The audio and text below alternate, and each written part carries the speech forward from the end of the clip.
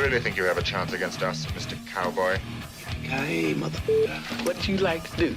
Oh, I don't know. Play chess. Screw. Well, let's play chess. They give off to Jonathan Taylor. Jump cutting his way close to the goal line. He's in there. Touchdown. I-N-D-Y. Jonathan Taylor. Wheeler finds Quan from the logo. Here's Halliburton into the front court. Mishandled it, but gets a shot. Hits it. Hits it. John, I have never been better to be on the air with you here in Indianapolis, a place where so many of my dreams have come true. The Ride with JMV on 93.5 and 107.5. The Fan. Pistol formation. Anthony Richardson keeps it off edge. Inside the 20. He's in the 15. 10-5. Touchdown. I-N-D-Y. It's Anthony Richardson with a 23 gallop to the end zone. And the Colts have drawn first blood in Denver. 1st and 10. Denver goes quickly. Shotgun snap for Nix. Backs to throw. Good protection. He's upfield. Intercepted by the Colts. Zaire Franklin has it. And he returns it to around the 30-yard line, and the Colts have a takeaway. Ball on the left hash. There's the placement. Kick is on its way. Plenty of leg, and it is good. 10-0 our score. Colts over Denver. Nix out of the gun. Pump fakes, looking to throw. Fires into the end zone. Wide open. Touchdown. And that is Adam Troutman, the tight end.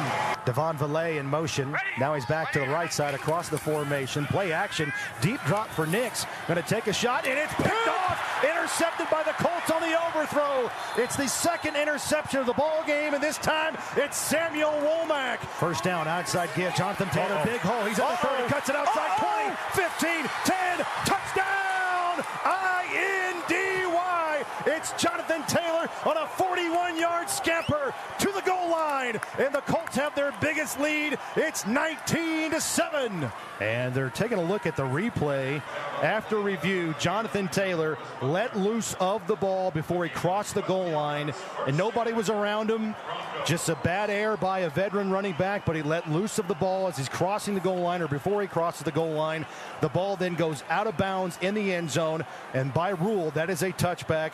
Under center is Anthony Richardson. Colts on the move right to left, and they fake a sweep.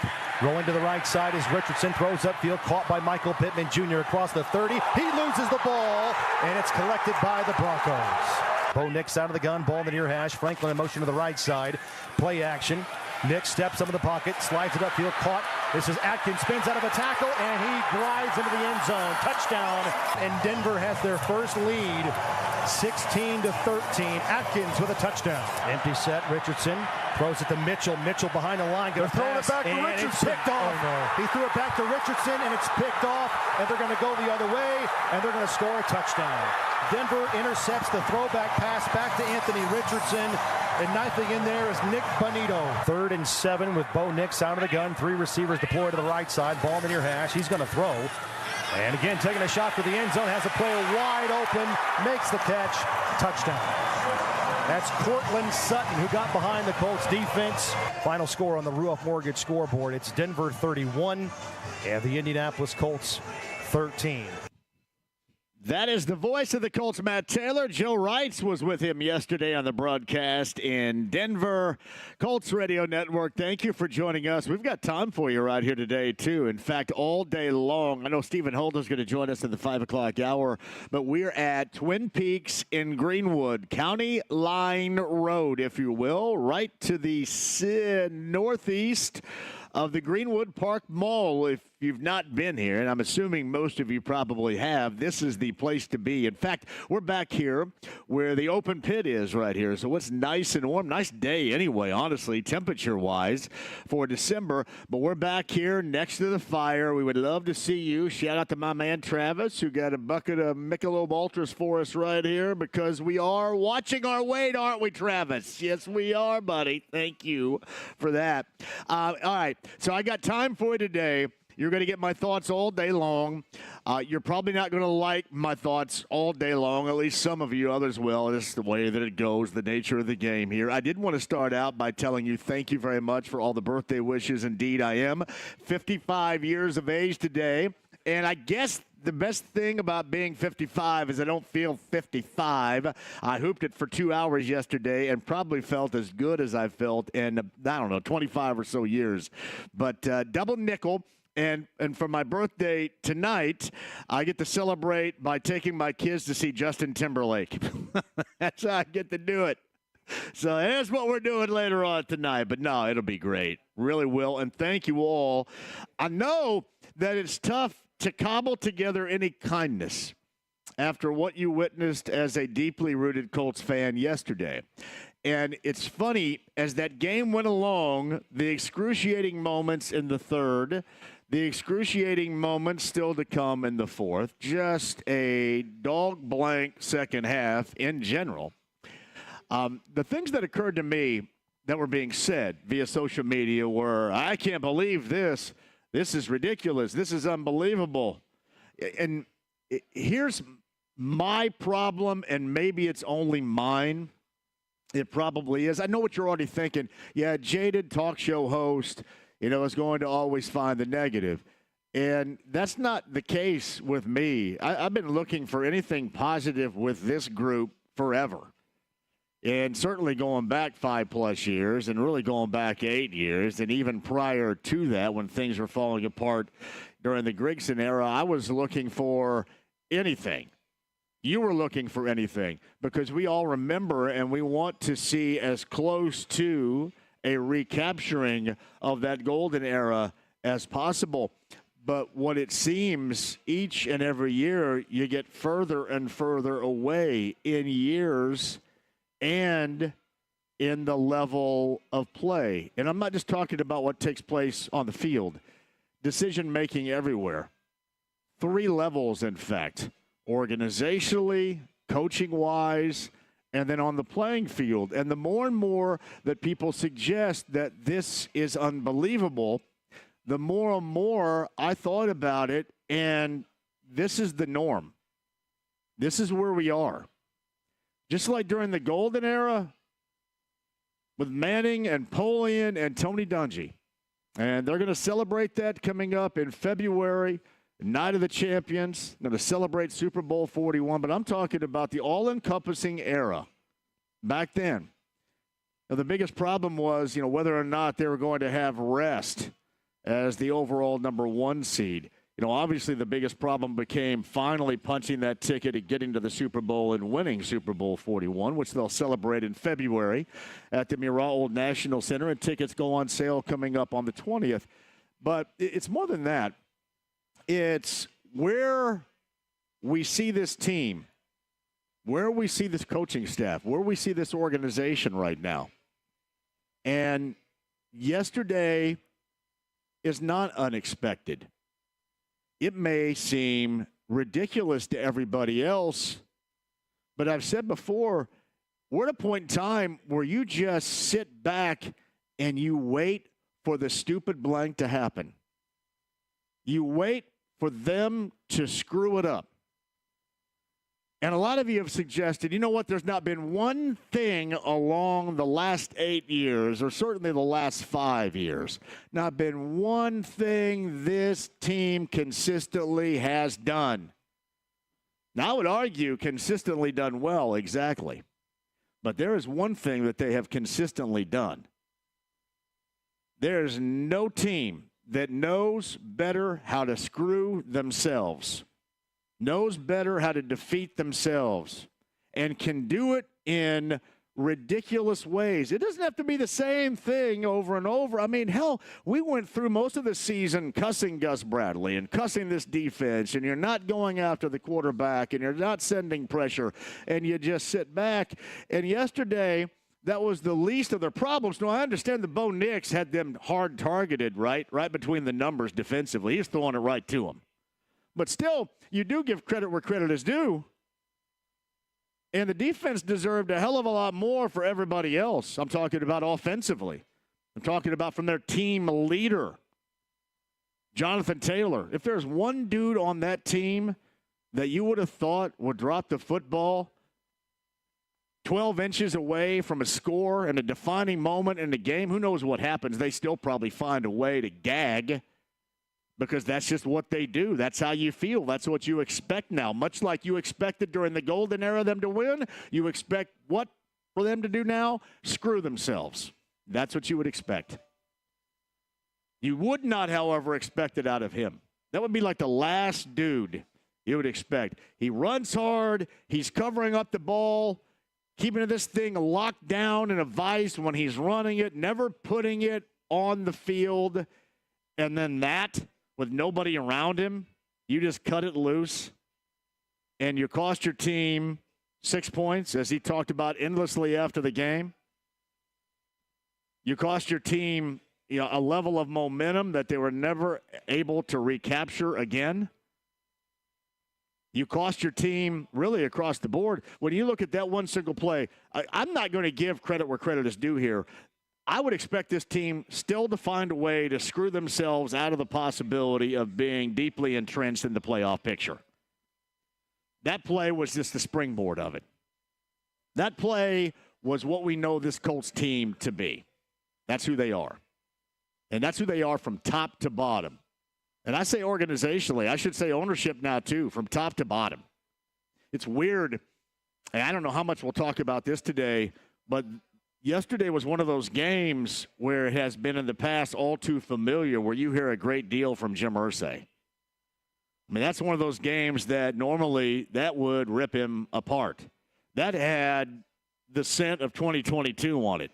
If you listen to Philip Lindsay on this show last week, the former Colts running back, former Broncos running back that has a radio show out there, he kind of described what was going on around here in 2022. That was a stinking clown show from top to bottom. So it kind of makes you wonder what's going on, because you don't hear anything from Jim in moments in which you would expect to hear something from Jim after yesterday. Either way, either calling out his guys in their moments in which you should be better and they're simply not, which has become all too familiar now. Or saying, hey, you know what, these are moments here and you got to learn. I mean, it's something nobody wants to hear, but that part was odd to me. But 3 levels of failure is where we are right now. You talk about that play with Taylor. You talk about the coaching decision with A.D. Mitchell. I don't give a damn how many times you've run that thing. I think they ran it one time in Jacksonville earlier this season, and I know it worked in practice. That's great. Then you run that thing in that moment. And you saw what happened with Nick Benito. Did I not talk about all week long? Make sure you don't blank around with these guys, these linebackers, Benito or Cooper or Surtain. 2 of the 3 guys yesterday made big-time plays, and Benito made the game-changingest, outside of Jonathan Taylor's flub, the game-changingest of the game-changing plays, with arguably the worst call since the Chuck Pagano 4th down call with Griff Whalen and Colt Anderson, who that was. But I mean, hell, I've kind of decided to erase that from my memory over the years, but it was so incredibly bad. And that everybody's all over A.D. Mitchell about his reaction in the post-game locker room. These guys don't know any better. I mean, you had to teach your quarterback how to act, evidently, for 2 weeks during the middle of the season. So it shouldn't surprise anybody that A.D. Mitchell's going to giggle around at the end about, well, it was right there. This guy made a great play. No, you threw it right to his ass. Hell, he's going to make a great play on the ball when you throw it to him. I mean, he read it. He did. So you got to throw it someplace else or tuck it and run. You got to do something. There's got to be a mark where you go, okay, so if there's a guy in a different jersey standing there, don't throw it. It's not that hard, is it? Listen, I know that I'm making a lot out of that play, and there is so much, because the bigger picture here is this organization, is this coaching staff, is this personnel. And when you ask about where this team is, that is them in a nutshell. That's who they are. That's their personality. A mistake-ridden team chock full of mediocrity from top to bottom. And when you're asking about change and things that need to change, that is what needs to change, is that. And you're on the treadmill constantly. And I know people have brought this up to me. All right, JMV, so what are you doing here? You got to do this and fire that and fire this. Here's my opinion on it. Listen, I've been about getting somebody else for Chris Ballard for years now. This is nothing new for me. Nothing new. To me, Shane Steichen, guys like Shane Steichen to me are going to be a dime a dozen. I mean, he's like the Staley dude with the Rams. He's going to be like any overthinking offensive coordinator that, plays it like you guys play Madden. I mean, a dime a dozen. So nothing says, like Jim Irsay said in the preseason, hey, the next Shula or anything like Mike Shula maybe, but not Don, all right? Nothing really screams to me of greatness there. I mean, you can make the argument, you know what has he had to work with? What quarterback has he had to work with? And I'll listen to that. But listen, the dime a dozen. Because you got a mediocre general manager, you've got a dime a dozen head coach, and you got a quarterback that, to me, sitting right here, I'm just going to tell you, is no way in hell he's ever going to be able to play that position the way that anybody wants it. None. Any arguments here? So here's what you're saying. You're saying, all right, with that, so what would you do? Here's not what I would do. Here's what I think they're going to do. To me, you don't get rid of, and I'll talk about the three here, the general manager, the coach, or the quarterback. You're not going to get rid of any of the three without getting rid of all of the three.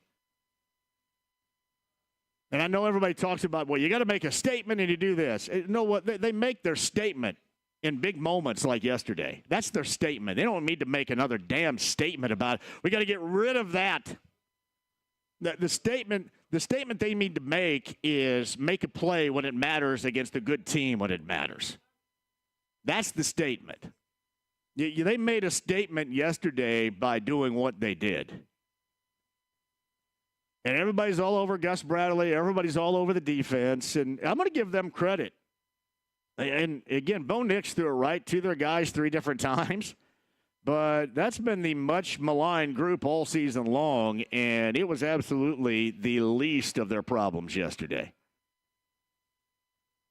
But again, getting back to the 3 here, you're not going to get rid of one unless you get rid of all 3. You get rid of Chris, right? You say, all right, it's time now. 8 years, and believe me, that's well past time. But you get rid of Chris, so you're going to bring in somebody else that is not going to be able to change their head coach? That is going to go, okay, yeah, let's just go ahead and roll with Richardson here. Yeah, there's my quarterback of the future. And you're going to be the general manager of that? Probably not. So you're going to get rid of Shane and Chris, and then you're going to bring somebody in that doesn't want to get rid of the quarterback? You're going to get rid of the quarterback and keep Shane? And by the way, there's no real reason to get rid of Anthony. I'm just telling you, it's going to take a lot, and I was there from the outset with it before the benching and even after the benching, and I want to see the dude do well. But you tell me where there are signs that that guy is the long-term solution at quarterback for this group. And mind you, I understand your philosophy on guys playing around him because Chris Ballard has a wealth of mediocrity here, and that's basically what has been here for 8 years. And you got Shane Steichen, who I'm sure is as smart offensively as they come, but you got so many of these dudes. Who the hell cares? So if it were up to me, I just think this whole thing needs a reboot. I think everything, and I'm not a guy that wants to say that. I just think you need an overhaul that is complete here. But they're not going to do it. I wouldn't expect them to do it. I mean, they're going to try to hold on. They're not going to say, all right, because you guys call that tanking. I call that change in philosophy.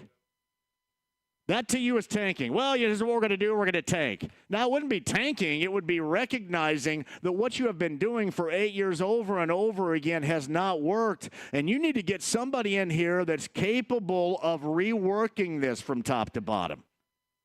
Hey, listen, I wish I had a name for you. I don't know who it is.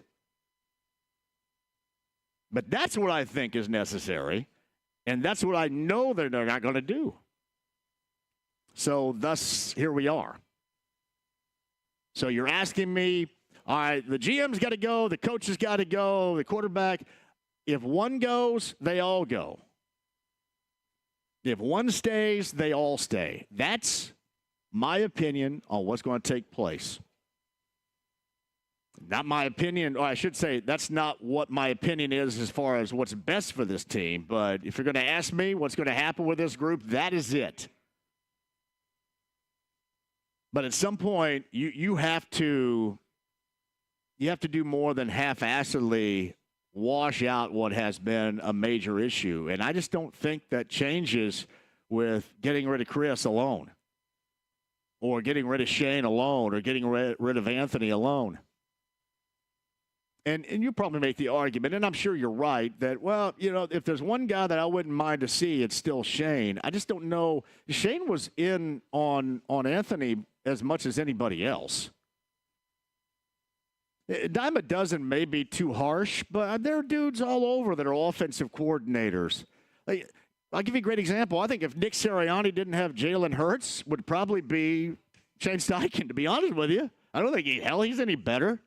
These guys are a dime a dozen. Some are just better in other situations, and I don't think Shane's going to be good in this situation with those picking the players around him, or the players that he has around him, or the quarterback that he has around him. And he's going to say all the right things. And he's going to say all the right things that will continuously wear you out. It's going to wear you out. And he's doing the right thing. You got to cover up for your running back. You got to go to bat for your quarterback. You got to go to bat for your team. He's in that every single day. You're not, I'm not. That's what you have to do. But that doesn't mean it's not going to wear everybody out. And what expedites this?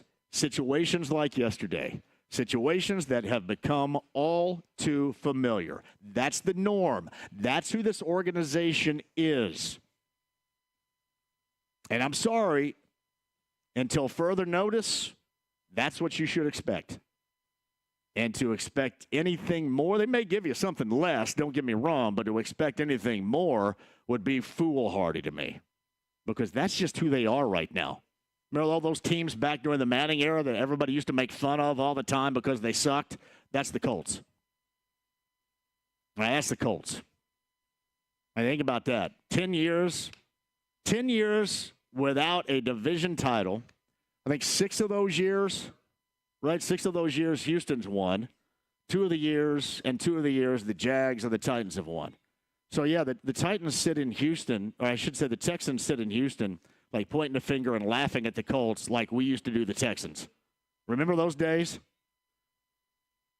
Because when you look in the mirror, if you're the Colts, that's who you are right now until you change it. And I don't know how you're going to change it with this group. I just don't. And either you go all in for the change, you don't half-ass the change. That is where we are right here. It's interesting, too, because with quarterback, there's nothing out there right now. You've been down that path before. There's nothing coming out of college that really floats anybody's boat right now, too. And there's really no need to get rid of him. So I do understand why he's going to be around. But, again, I used the word foolhardy a moment ago to believe that is the guy of the future. And you can blame other guys for not catching passes and the offensive line for not blocking, but you tell me if you have belief in that guy being what they thought he was going to be when they drafted him number 4 overall, or what he needs to be for this organization. You tell me right now where you sit. That decision doesn't have to be made right now, but you tell me sitting here right now if you believe that's the guy. All right, unfortunately, that's what we have to talk about today. I was hoping for so much more. Hell, I don't care to be wrong. I didn't pick him to go to the postseason. I would love to be wrong. I would love to have another week in the postseason. And I know there's still a path. I heard Kevin Bowen in his promo there. I don't even know if I want to hear the path. I don't know what it would entail. I guess I could read it off to you a little bit later on. I don't even know if I want to know the path. We will talk with you at 239-1070, though, about that. About the sports weekend in general, IU, Notre Dame coming up on Friday, college football playoff in South Bend. Cannot wait for that. It was a bad weekend for college basketball teams. Purdue, IU, Butler. We'll get into that as well coming up. And the Pacers, a couple of wins back-to-back, and one yesterday as well against New Orleans.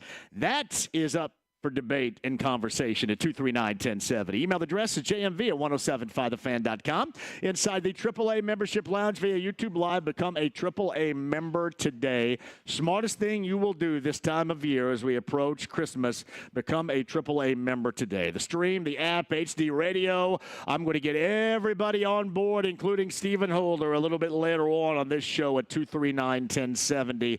Do not go anywhere. It's an all too familiar, disappointing Colts Monday with 93.5 and 107.5 The Fan.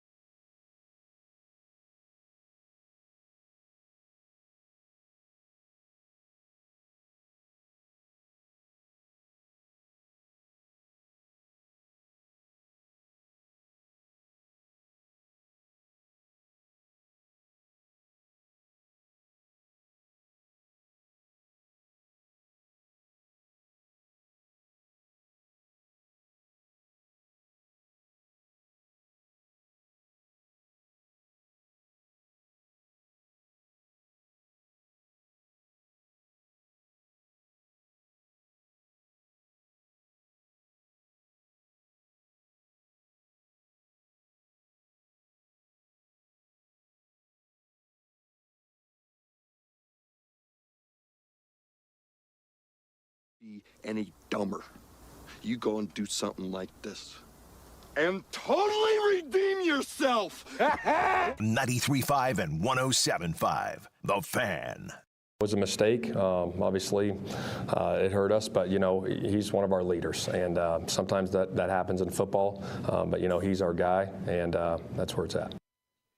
Yeah, that's regarding Jonathan Taylor and just the brain fade out of all brain fades right there. That you can argue certainly if it didn't cost him. I'm not going to fully argue that it cost him the game because this is the Colts and they probably still find a way to screw it up anyway.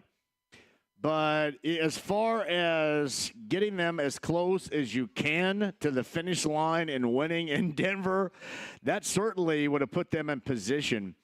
And to blank it up in that fashion, I'm telling you, you got guys on that team, including Taylor himself, that don't have a lot of years to be screwing around and waiting on anything here.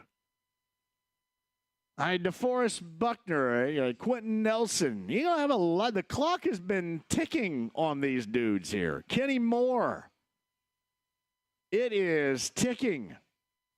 And then you have somebody that you need to count on, and this is an absolute situation. And I know that he apologized, but that's a tough one to come back from right there. It just is. They probably still would have messed it up anyway, but that's a tough one to come back from. Now, Shane Steichen's doing what Shane Steichen has to do, and he's covering up for his guy. That's funny. People are asking me, well, you got to get rid of Ballard. I'm telling you, so you're going to hire a new general manager, and he's going to go, yeah, let's go ahead. I'll take your quarterback and your head coach. We'll keep rolling along with that. Who the hell is going to do that? Listen, somebody would. Hell, I would if they asked me. Yeah, I'll do it. But somebody would end up doing it. But is that going to be the somebody that you're looking for?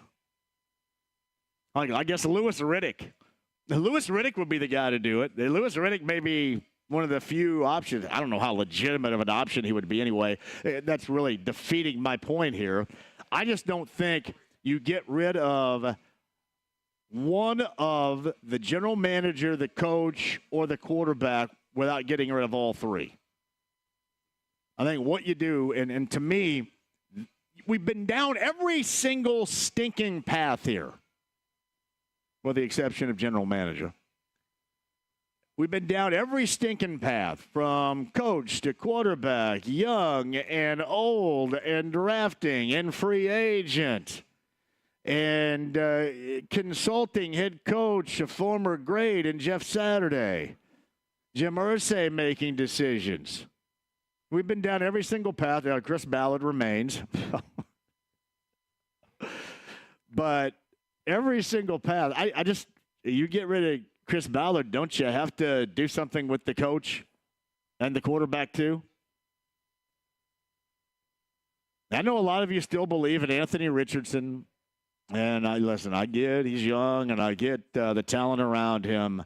There's no reasonable human being out there that watches and believes sitting there right now that that's the long-term quarterback solution. And you guys are right regarding Steichen. You guys are thinking I'm too hard on Shane Steichen right now. I mean, you are right. Nick Sirianni, I'd feel the same way about him if he didn't have Jalen Hurts and he were here instead. He's just more of a horse's ass. I'd feel the same way.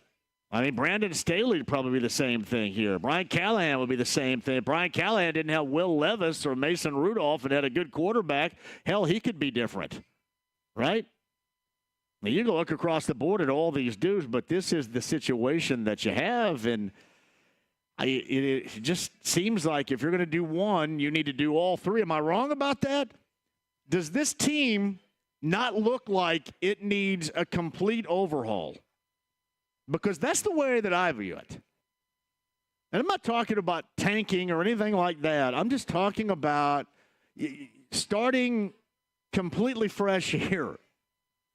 You're going to say, well, you got to get rid of the owner. Well, you're not going to be able to get rid of the owner. You got to control what you can control here. But you're going to piecemeal this thing together well, we'll do the general manager, but not the coach and not the quarterback. And listen, Anthony's not going to go anywhere. He's going to have another year, and that's exactly what's going to happen. Chris is going to have year 9. Steicher's going to have year 3, and Richardson's going to have year 3. That's exactly what is going to happen, and you are going to be about as thrilled for the Colts season to 2025 as you would be going to have root canal / enema on the same day. That's how you're going to feel next year. That's what's going to happen next year. We got time for you at 239-1070. You know, the highlight of yesterday and what tells you what needs to be done with this team is how obvious it was that Denver team was ripe for the picking. They had a rookie quarterback that was throwing it 3 different times to the wrong jersey. Like hitting the wrong jersey between the numbers. You had all that. You had taken the crowd out of the game. And you can't count on your main guy. And really other guys too. Hey, the offensive line was awful. Holding calls. You know, you start out 1st and 20 or go 3rd and 15 instead of 3rd and short. All these are issues for a team that's not that good anyway. But that team in Denver was ripe to be taken yesterday. And the Colts not only didn't take advantage, but they managed to do what they have done so well over recent history, and that is screw themselves. That's what they've done. That's who they are. When you used to make fun of that Houston team back during the Manning era, or maybe the Titans or the Jaguars during the Manning era, that's who the Colts are now. Not those teams, but Houston is pointing the finger at Indy going, yeah, they suck. Ha, ha, ha. They think that guy's a quarterback? They think that offensive coordinator's a coach? They think that used car salesman's a general manager? Joke's on them.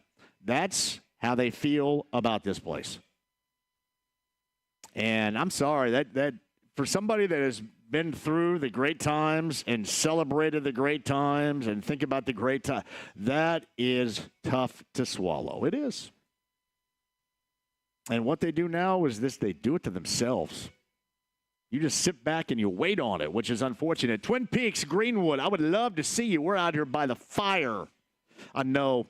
I'm going to stop being negative in a little bit because it's a birthday. I'm going to have some fun, but I don't know what else to do with this bunch. There's nothing else to do with it. That's just what you create. That's the environment that's been created. And I have nothing to do with that part. 239-1070 is the number. Kent is going to be up first today. Hello, Kent. How are you?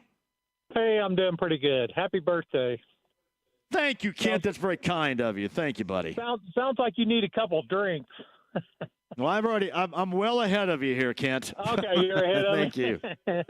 No problem. Well ahead of you, brother. Yes. Well, I'm looking for work right now, so maybe I could do the general manager job for the Colts. I think I could do a better job. Yeah. Right. Anyway. Go ahead, bud. You know, the one positive thing yesterday that I took out of the game was, A.D. Mitchell finally caught a pass. Yeah, he did, didn't he? He caught it and then threw it to the other team afterwards. Yeah. Yeah, he normally he would have dropped that. But he actually what's funny, hey Kent, really quick, what's funny about plays like that is if it works just a little bit. I think it worked earlier this year and went for 20-plus yards. If that goes for 20-plus yards, I think everybody goes, oh, wow, nice play. But I still think in the back of your mind, if you're a logical thinker, you go, what the hell was that being called right there for? Why are you doing that right then and right there? And I think it was Adam Archuleta that referenced on the CBS broadcast, well, they're not moving the football, so they got to try something different. I just don't think that combination in that situation on the field was even close to the time and the place you try to pull something like that off. And as I've talked about all week long, that is a playmaking, scoring defense that you have right there. And that's exactly what occurred. And I talked about Nick Bonito all week long. It's exactly what he did. Well, you had too much defensive penetration during that play to even pull that play off. So, I mean, he would have been better off just to have ran the ball or even threw it down the field himself. at that point. I mean, there was so many Denver jerseys behind the offensive line. It was never going to work, and Benito was basically standing by Richardson when the pass was thrown back to him. So it really had no chance of doing anything. No, it didn't. It did not. So it was just ill-advised from the gate. There's no doubt about that. Hey, Ken, anything else? I got to run here. Well, I mean, they don't seem to be able to improvise, this team. I mean, you see the Kansas City Chiefs, the Buffalo Bills, so many teams, they improvise. Their wide receivers improvise. They find ways to get open. And ours just, they don't seem to have that X factor that some of these other good teams do. So thank you, Kent, for the call. I appreciate it. The X factor. Yeah, they just do it to themselves. Just a bad squad that do it. Just wait for that stuff yesterday, and that's just where they are organizationally. I saw this in the Star. I think Damon sent me this. Let's get weird. It's still mathematically possible for Baltimore, Denver, L.A., Miami, Cincinnati, and the Colts to finish in a 6-way tie at 9-8. Baltimore and Denver need to lose out. L.A. needs to beat Denver and lose its other 2 games. And Miami, Cincinnati, and Indianapolis need to win out. Now, the Colts could still win out because they're good against crapwater teams. They got 3 crapwater teams coming in here, or 2 coming in here and 1 on the road in New York. But, yeah, I think the bigger picture should be a little bit more important to you, right? Considering the circumstances and the odds right here, I think, too. Hey, we'll get back to that in a second. Stephen Holder in the 5 o'clock hour. We have tickets for you, too. It's going to be great. Toto, Christopher Cross, and Men at Work. That is coming up in the summer of 2025 at Ruoff Home Mortgage Music Center. Tickets to give away for that. More of your calls. If you're on hold, stay there at 239-1070. Twin Peaks, South Side. We're at County Line at Greenwood Park Mall location of Twin Peaks. 93.5, 107.5 The Fan.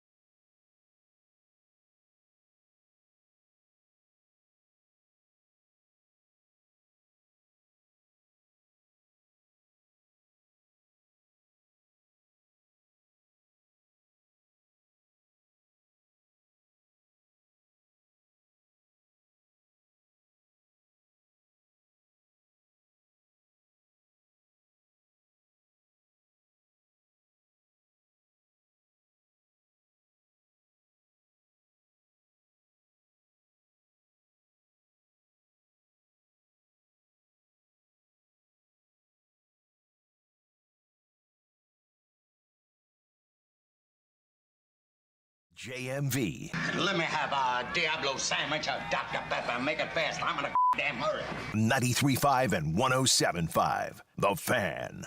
Well, we repped that play all week, and it was great. It looked great all week, and we've had it up, and it was good in practice. He was through it great. Obviously, he's thrown, double passes before that he's had success with, and that one didn't work out. So Shane Steichen regarding the A.D. Mitchell pass. I'm going to say this. That was a money pass. He hit Benito right between the numbers on the fly right there. And then he got the laces right on that bad boy, too. He looked down and searched for like 5 seconds to find the laces. I said this a little bit earlier. Back to Twin Peaks on the south side, we're at Greenwood at the County Line Road location of Twin Peaks. We'd love to see you out here, by the way. But I mentioned this. That's a play where even if it works for 20-plus yards, I mean, you're going to be excited about it, don't get me wrong, but don't you kind of go, yeah, that's weird. And Adam Archuleta said, well, you're going to try to find anything. Yeah, maybe not that. That one's tough to justify. And that's why this is a high wire act, because if it doesn't work, you screw everything up.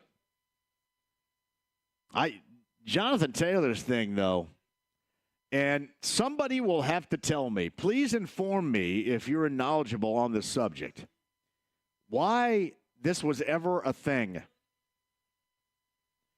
And to me, why dropping the football so close? Why?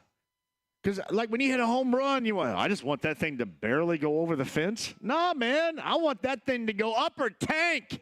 I want to flex on that. Don't you want to run to the end zone and spike it?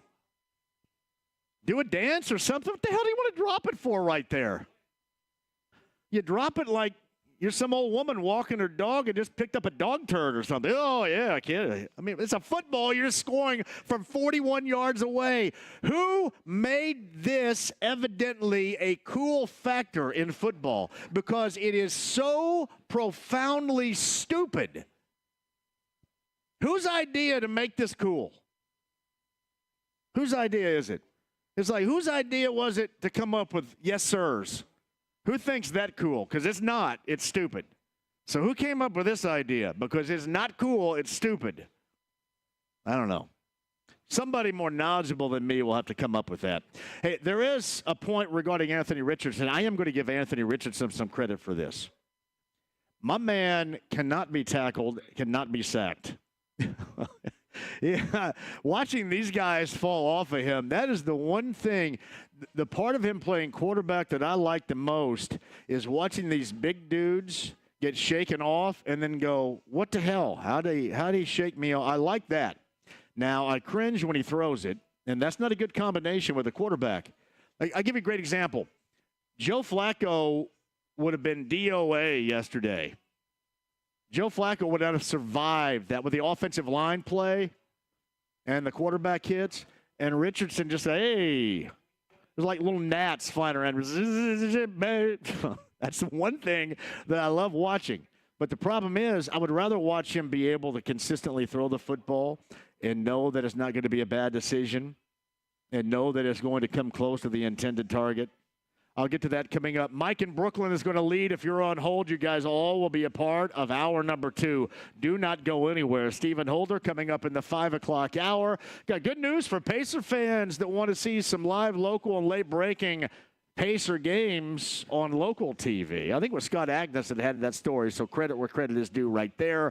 I got that for you, and a busy week for this show and tickets to give away. So my advice, don't move your ass. Stay right here. We got a lot more for you on what is a very disappointing Monday regarding the Colts in Denver yesterday. Hour 2 of discussion coming up. Stay right there. 93.5, 107.5 The Fan.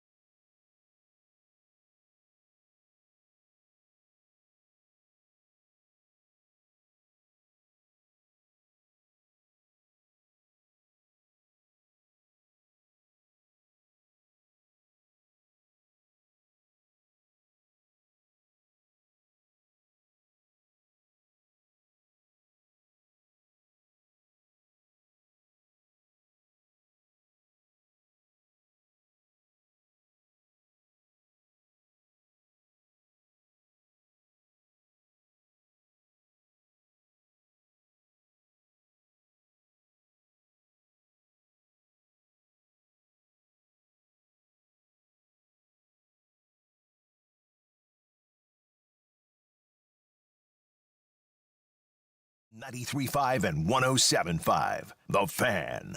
The first one, zone read, DN ran up the field. Really supposed to hand that one, but I felt, our flat control, outflank him. And the corner jumped it, went over the top.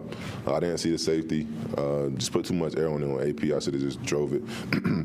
Second one, they had a cover two disguise. Sartain jumped the underneath route, which was pretty good by him. So I was thinking go over the top, and he just recovered and made a good play on it. So, yeah. That's Richardson on his couple of interceptions. And, if you're keeping track at home, it's not a good day for him again. 17 of 38, 172, and a QBR of 34.6 and a rating of 36.3. Those are all not good numbers. Hey, I do realize this. By the way, we are back in Greenwood at Twin Peaks. Thank you for joining us. Love to see you here before 6 o'clock. Colts Roundtable Live coming up at the top of the hour. I will be bringing Sexy back coming up tonight with my kids and Justin Timberlake coming up a little bit later on. So if I see you downtown, I'll see you downtown. But we're in Greenwood today at Twin Peaks and would love to count you present and accounted for down here if you get a minute or so. I realize this. There are going to be a lot of people that say, hey, you're giving up on the quarterback too soon. You got to understand where I sit. Where I sit, it's not like you. And I love you guys. I'm not mad at any of you guys. Not mad at all. See, people think that I'm mad. I'm not mad. I want this to work because this is yet another thing that sets you back years if it's wrong. And it looks like it's incredibly wrong. It sets you back years. So I want this to be right. So I'm not mad about this whatsoever, and I get what you're saying, but I deal daily sitting here with absolutes. What do you think about Richardson? Is he ever going to be anything? What gives me evidence that he is? Where's the evidence? I love that he shakes off big defensive tackles, but when he throws it, it doesn't work out so well, and he's a quarterback. Some of the decisions doesn't work out well. He's a quarterback. You can make an argument that the weapons aren't good around him. He's a quarterback. You got to make that work. He hadn't had enough time. Bo Nix, look how awful he looked yesterday. But he had, 60-plus starts while in college. Okay. How much longer are you willing to wait to see not for this to work out? But I get what you're saying here. Like, he's not going to go anywhere. There's no reason for him to go anywhere. But I deal with an absolute. If you're going to ask me what I think about him in the long term, I'm going to tell you there are zero signs that he's the dude. Is he athletic? Yes. Do I like watching him do some running? Sure. I would rather watch him throw it accurately and make sound decisions and lift up the talent around him that everybody whines and cries about that's not any good, the mediocre talent. I'd like to see that. Now, I do understand he doesn't have a lot of games under his belt. Okay. He had an entire year to learn some of the stuff that evidently he needed to learn in a 2-week period when he was benched during the season this year. So what the hell happened to last year? Where did the learning go last year? So what I'm saying is you wait all this time, and then at the end you go, okay, this is not going to work. But there's no reason for him to go anywhere right now. That's why I suggested a little bit earlier, anybody out there that to me right now believes there's going to be changes, I don't think you change general manager or coach or quarterback. If you change one, you change them all. Do I think the general manager needs to be changed? I mean, I've thought that for 3 stinking years. 3 years. And I have nothing against him either. I know he doesn't like me, and I wouldn't either. Can you imagine if he ever felt inclined to turn this on and have some knucklehead like me going, well, this guy can't do this and this guy can't do that? I'd feel the same way if he were talking about radio. This guy can't talk up that song. This guy knows nothing about Hall & Oates. I'd feel the same way if we were talking junk in the middle of the day about me. So stands the reason. However, when you ask me if after 8 years is that long enough, absolutely. If you ask me after 7 years, was that long enough? Absolutely. 6 years, long enough. Because this whole operation is mediocre as hell at best. And when it's not mediocre, it's dysfunctional. That is so problematic. That is the path in which you're going right now. But do I think he's going to get jettisoned? Do I think he's going to get bounced? No. Because what are you going to do? Get rid of the general manager, go out and get somebody else. Unless you end up hiring Louis Riddick, who loves the quarterback and probably would deal with Steichen with the quarterback. Who else are you going to hire? Who will not want their own coach? Who will want to go down that path with Anthony Richardson? Who believes in Richardson?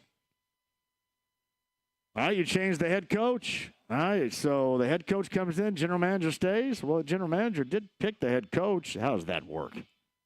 The head coach does like the quarterback, did want the quarterback. How does that work? So you change out the quarterback, and you really have no reason to get rid of the quarterback right now because the decision doesn't have to be made. So you tell me, other than just going back 3 or so years when it should have happened, you make one change, you got to make 3 changes. That's why I think they make no changes. I know. And it's going to be about as inspirational as a combination enema root canal. It just is for next year. But that's the way that it is. It's funny, I mentioned this, other teams, and especially the Texans, 6 years as division champions, 4 with the other 2 split down the middle with the Titans and the Jaguars. The Texans point at Indy, and they make fun of this football program like we used to make fun of them. That's where this group is. That's problematic. Now you're going to ask, all right, Mr. Smarty Pants, you seem to know everything. What would you do? I think this needs overhauled beyond overhauled. I just do. I think everything else is trying to piece it together when all these pieces aren't going to fit. This is not a Miles Turner Lego masterpiece. But it's not up to me, and that's not what they're going to do. So thoughts on that, thoughts on yesterday, and a team right now that the thing that they do best from top to bottom is screw themselves. That's amazing. That's what they do best. They put the hose to themselves. All right, 239-1070 is the number. I mentioned a lot of calls this hour. Stephen Holder's going to join us coming up after 5. Yeah, I mentioned that pathway to the postseason a little bit earlier. Hey, seriously, I guess, right? We'll go out and play the lottery if that comes to fruition. Mike's in Brooklyn to lead after 4 here. Hello, Mike. How are you? Hey, JMV. Happy birthday. I want to thank you. You've been cracking me up today, but I have to say, you pretty much we're on the same page. You pretty much summed it up exactly where the state of the franchise is. After that, you got it. Total disgraceful performance, and I think it's appropriate that it happened in Denver with Peyton Manning in attendance on the Broncos sideline, because real winning went out the door when Peyton Manning and Bill Polian left. Yeah, as you know, it did, and that is real level of one. And then obviously, I'll give them 3 years. The stair-step years of luck, from postseason to postseason legitimacy to AFC title game, and obviously it was just that was going to be kind of a fart in the whirlwind, so to speak, because of Andrew Luck and not really wanting to play as much as everybody else wanted him to play. But yeah, that also in time and place it worked too. But yeah, you're absolutely right, man. That's 100%. Yeah. Unfortunately, for me, I go back to '75. So to me, I always said this, and I'm semi-serious that between Jim Irsay and his father, the Denver Broncos should induct them into the Broncos Ring of Honor because they've done more for Bronco football than anybody else. I'm telling you. Well, there have been some moments. It's funny that you look back in the past. There have been moments when the Colts have played the Broncos and they've had surprisingly great moments. One of the worst games of all time was that 9-6 fiasco, not too far in the rear view there, if you remember that. But I remember the Broncos. playoff game when they first won it, and it'll tell you everything you need to know about a player. When the Colts got up on the Broncos 35-3 in the first half, I think Peyton Manning, they got stopped right before halftime. I think they were up 35-3, and Peyton Manning just missed the pass, and they had to kick a field goal, and Peyton Manning was you would think they were losing 35-3. He was livid. Yeah. So that'll just pretty much sum up, And the ironic thing is, the last time I was with you, they were playing up until the point that Jonathan Taylor decided to throw the season away. They were playing exactly the type of game that they needed to play for the most part. Running the ball. Richardson ripped off a nice run, and then it's basically it sums it up. The Shane Steichen, and JT is one of our leaders, and I think he's right. He's an appropriate leader. He's got to say that. And hey, Mike, people got on me earlier because I said dime a dozen, and I think they thought the wrong way on this. And I said this about Nick Sirianni. Look where he is right now with the Eagles. And he would be the same damn thing right here if he had Anthony Richardson in this group over Jalen Hurts in that group. And Shane Steichen is more like Brian Callahan with what he has in Nashville right now compared to a guy like Sirianni. I mean, and Brandon Staley, for example, he's another wonderkin offensive coordinator that never worked with the Rams. It just, you got to find the right combination. And I was talking more in terms of this 3 layers of the combination than really anything else. It's the combination that does not look like it has a chance to work. Yeah, absolutely. And I got a question, because everything that you said is right, from the top, from down. But my thing is, I don't even think if you got rid of all 3 of them, things would change. And I know, you're not getting rid of the owner. But, I mean, you probably have inside information. But I think that Jim Irsay really is the de facto GM of this team. I mean, he's pretty much getting what he wants. I like when Ballard came out last week and said, well, I don't know if we should have played Anthony Richardson to start. I think that was a shot at Irsay, because I know for a fact that Irsay's philosophy is that quarterback has to play. If you remember 2023, Jim Irsay was saying, well, it's going to be up to Shane Steichen when he plays, but he's got to play, but we're going to leave it up to him. And then like a week later, Shane Steichen just announced Anthony Richardson is the starting quarterback. So I think here's the thing that worries me, Mike. This is Mike in Brooklyn, by the way. I love his calls. Is that we haven't heard from Irsay after the game. The last post from his account was kickoff 425. Yesterday's type of performance would have been a multi-layered Jim Irsay criticism. This is what's going to happen to try to calm the nerves around here. And to my knowledge, my recollection here, we haven't heard anything. Nothing. So that's not normalcy at all. To me, at least, from what we've seen in the past. Thank you, Mike, for the call. Yeah, that's not normalcy to me. And hopefully that's inaccurate. But that's the only thing that I have seen. JMV, this back and forth on Richardson and his fan base makes me want to puke. The guy obviously needs to get better, but he's still younger than Nix and Williams. Way less starts and was benched by a dysfunctional team. Yeah, and Pelk Dog, I mentioned this a little bit earlier. You're asking me in the moment if I think that he's the future of this team and is going to be at the level on which you believe he's going to play his way, work his way with time and effort and in-game experience. I don't see it. It's not wrong to say, but I have to have an answer for you. I can't hem-haw around and go, well, you know what? If he does this and does that, blah, blah, blah.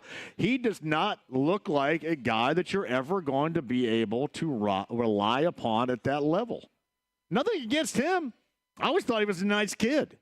Still do. There's nothing personal on this. But if you ask my opinion on where this is, I'm going to give you my opinion on where this is.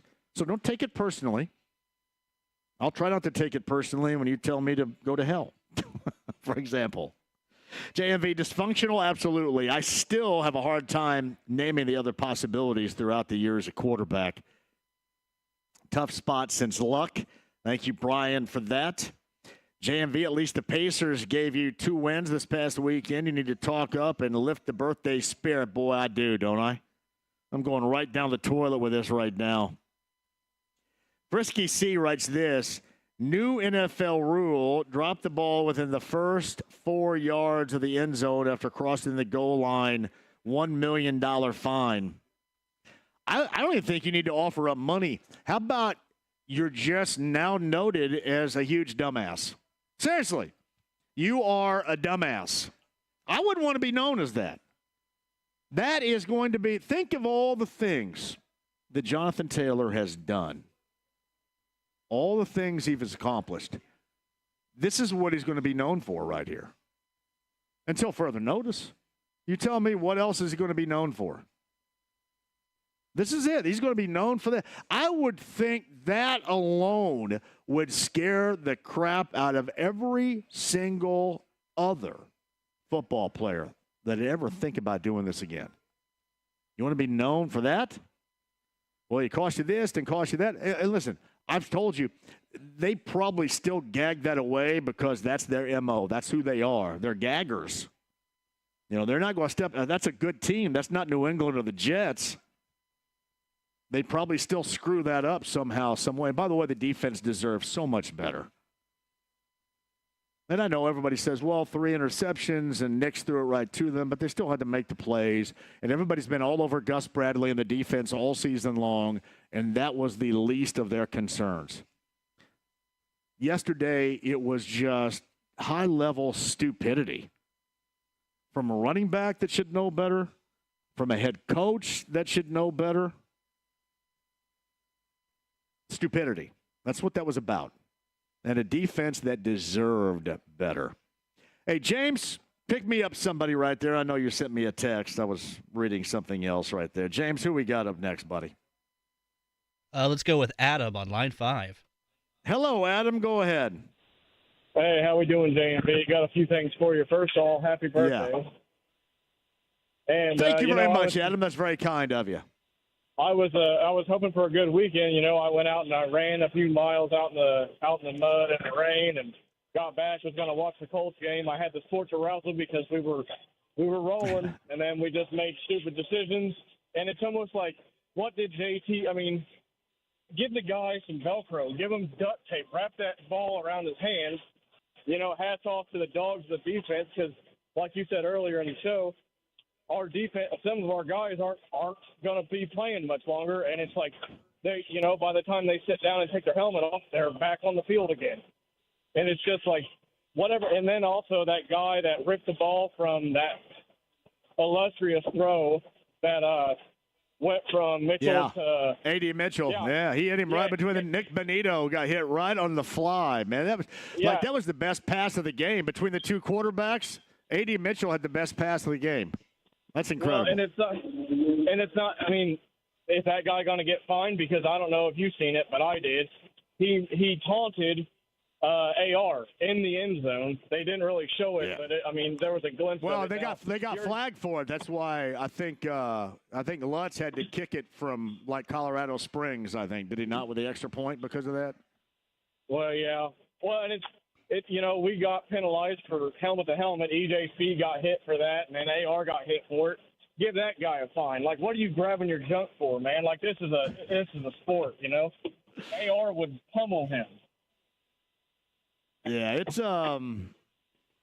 all about what the Colts end up doing in those circumstances, and that's what we know them to be right now. That's unfortunate. What else you got, Adam? I got to run here, my man. I'm just, you know, wishing you happy birthday. Like I said, happy birthday to my buddy from the car club. Happy birthday today, too. And just have a good day. And hopefully we can turn this thing around because I'm telling you, man, we desperately need some wins going on in the state of Indiana. There's no question about that. Thank you very much, Adam, for the call and the birthday wishes. Hey, contrary to popular belief, I don't want to sit here and make fun of everybody all day and rip on everybody. This sucks. It does. I want, like, another playoff game. I mean, here's what's funny. Your guys are all saying, hey, you're even on the Colts radio network, aren't you? At the big yes. But they've never said one word. See, and that's where the other thing that comes correct. Hey, what you do, you don't go hardcore at guys because you're in pocket with the Colts. They've never said one word. No, one word. This is just honest opinion. I'm not calling anybody stupid. I'm not name calling or anything like that. Dumb play, yes.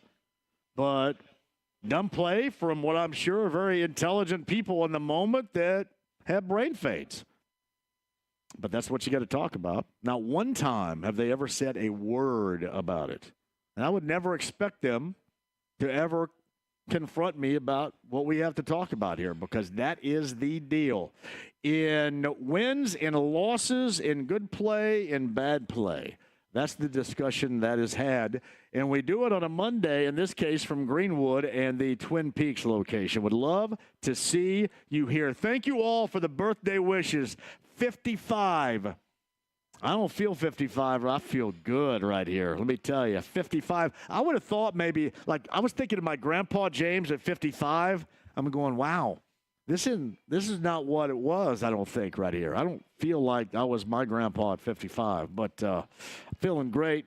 Thank you for the birthday wishes. Makes me feel even better, even on a day like today when it's consistently negative, kind of the way that it goes after the massive disappointment that was yesterday in Denver. We'll recapture that in moments with you at 239-1070. AAA Membership Lounge via YouTube Live, and Stephen Holder coming up after 5. Stay right there, 93.5, 107.5 The Fan.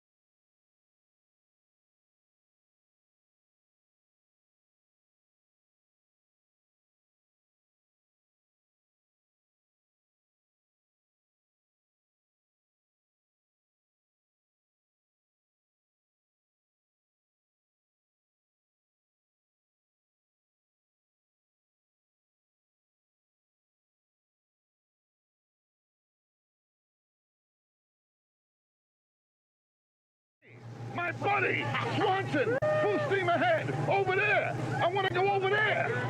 I'll move over, Swanson. I'm driving. 93.5 and 107.5. The Fan.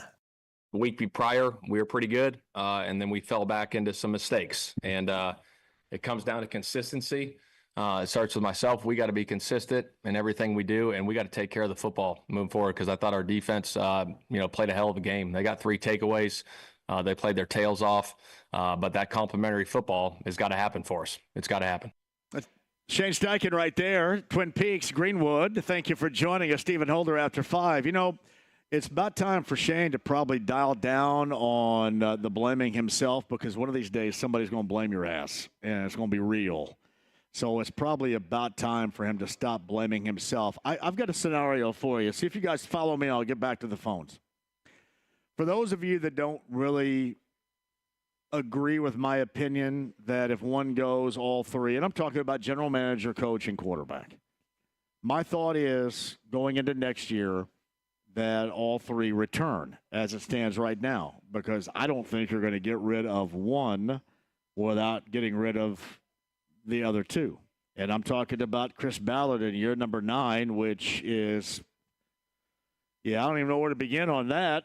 You know me, but that's just what I believe.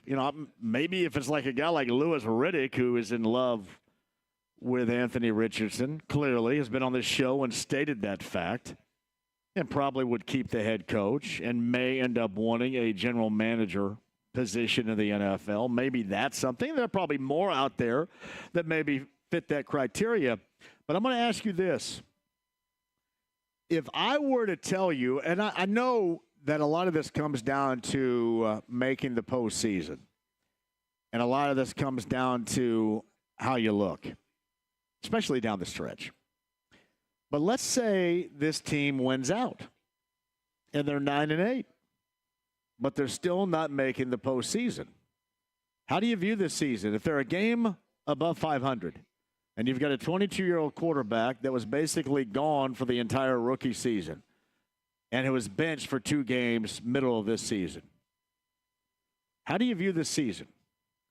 So this, to me, would be the Colts' sell. It would, hey, this is 9-8, and then we're going to give these guys one more year, and I know you guys are all going to vomit in your mouth. I can't help that, but go ahead and do it.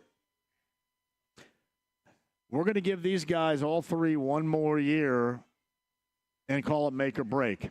I'm telling you, that to me is more logical in what's going to occur than any of this other stuff that you're passing along. And again, I'm not suggesting that there should not be a complete overhaul. I'm sick of seeing it from top to bottom right here.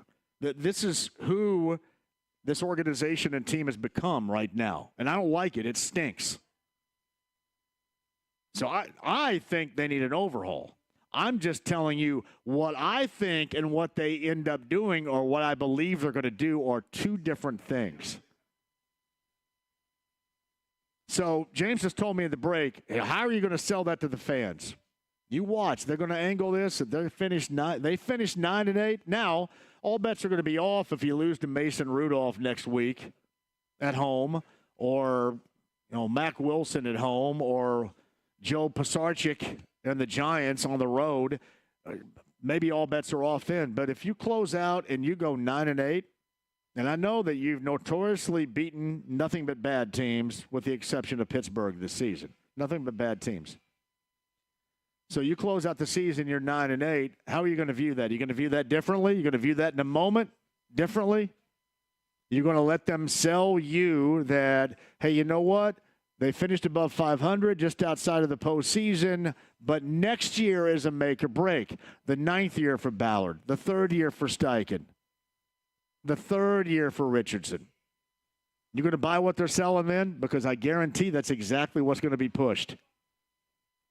Thoughts on that and more at 239-1070. Email address is jmv@1075thefan.com. Inside the AAA Membership Lounge via YouTube Live. Thank you all for joining us. Back in studio tomorrow. I am off on Wednesday. I've got to help G. G Mama's got a shop in Jasper. for Christmas. And I've got to get down there and go to Jasper coming up on Wednesday, everybody. Matt's up next at 239-1070. Hello, Matt. How are you? Hey, JMV. How's it going? Just, totally Matt, agree with fantastic, brother. Nice. Totally agree with your points on the cleaning house point. I think just look at Chicago, right? You keep the coach, you keep the GM, you get a new quarterback. I mean, I think anything when you're not going all three, it sets you up for a little bit of failure. And before I get into the main point, the thing with AR I always think about is what's the specific number of games that you need to see with him before you make a determination? I mean, that's the slippery slope I think you play. Yeah. So, yeah. And you got no real reason, Matt, at all. I mean, you're fine moving forward as it stands right now because there's nothing coming out of college where we go, well, we got to have that quarterback.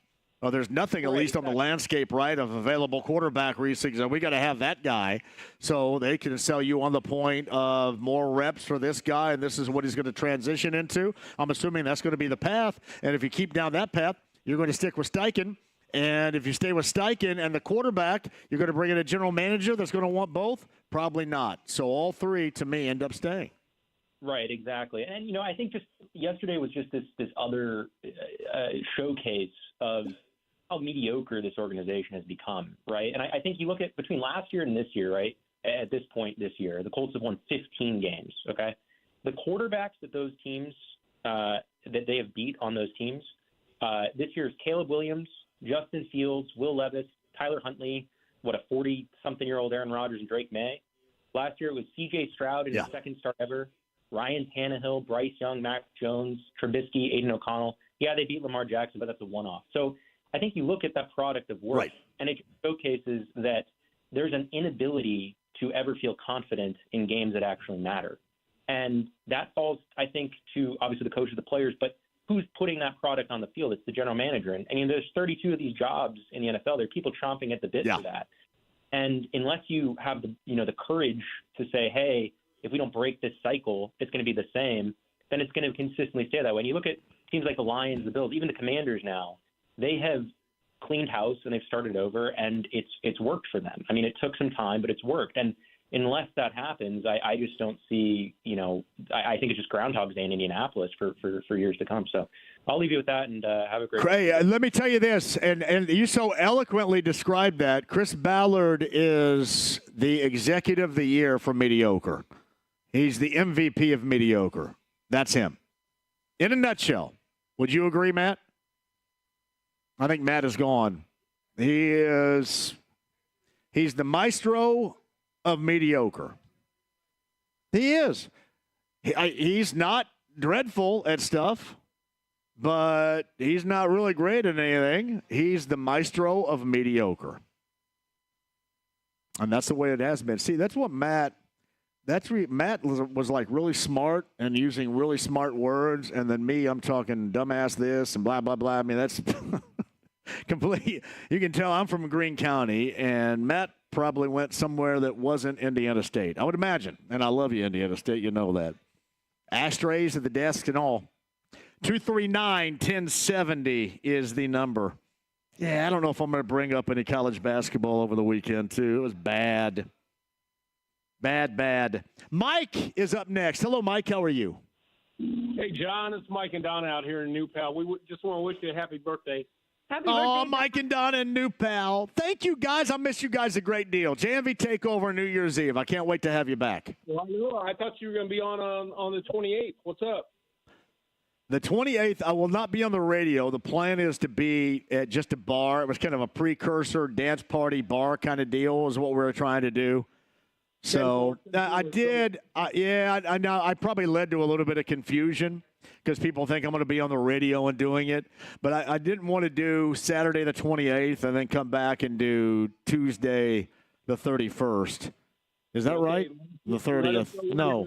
When the hell's the 31st? Saturday the 28th and then Tuesday the 31st. Is that how that would be? So I didn't want it to be that close together, so I was just going to start on New Year's Eve.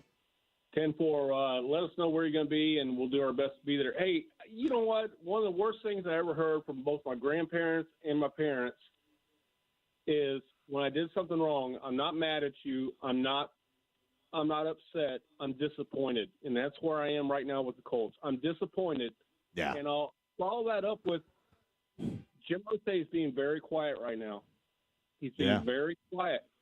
Is he putting some things in motion? I mean, if he loves his quarterback, Lewis Riddick, bring him in. Hell, we missed out on Dan Campbell a couple years ago when we were looking for somebody to head coach his team. You know, I mean, I don't know. I'm just disappointed. And as a season ticket holder, it just turns my stomach to watch what is going on the field right now. And I know you feel the same way. Yeah. But here's the thing about dropping the ball at the end zone. You know what? All these running backs, if they're old enough to remember, what did Walter Payton do when he scored a touchdown? He handed the ball to the ref. It was like that is how business is conducted. And I just don't get it. And that backwards pass, flea flick, whatever you want to call it, crap that went on yesterday was just totally wrong. I've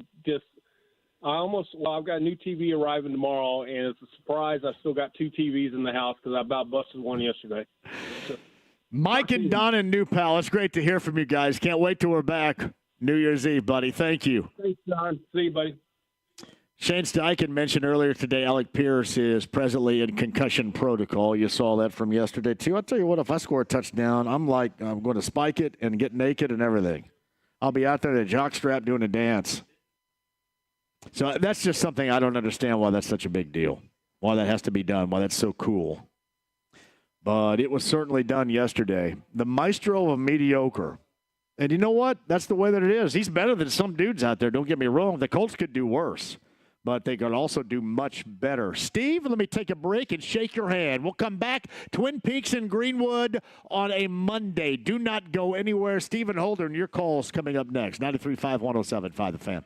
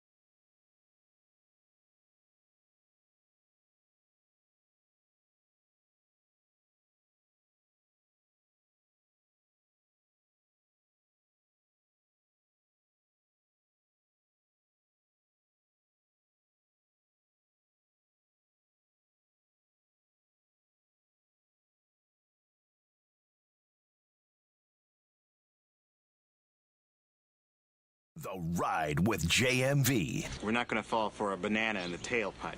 You're not going to fall for the banana in the tailpipe? It should be more natural, brother. It should flow out like this. Look, man, I ain't falling for no banana in my tailpipe. 93.5 and 107.5. The Fan. Yeah, I think this, Greg, with any young player, right? There's a progress that goes through, and sometimes it takes some guys a little more time than others. And he's a hell of a talent. And it's just taking a little bit of time right now. But we're going to continue to work with them and get those things going. All right, so they finished 9-8 this season. How disappointing is it going to be? Can they sell you on finishing above 500 with a quarterback that basically was playing through the rookie season? You guys be sold on that? You going to be sold on another year of Ballard, number 9?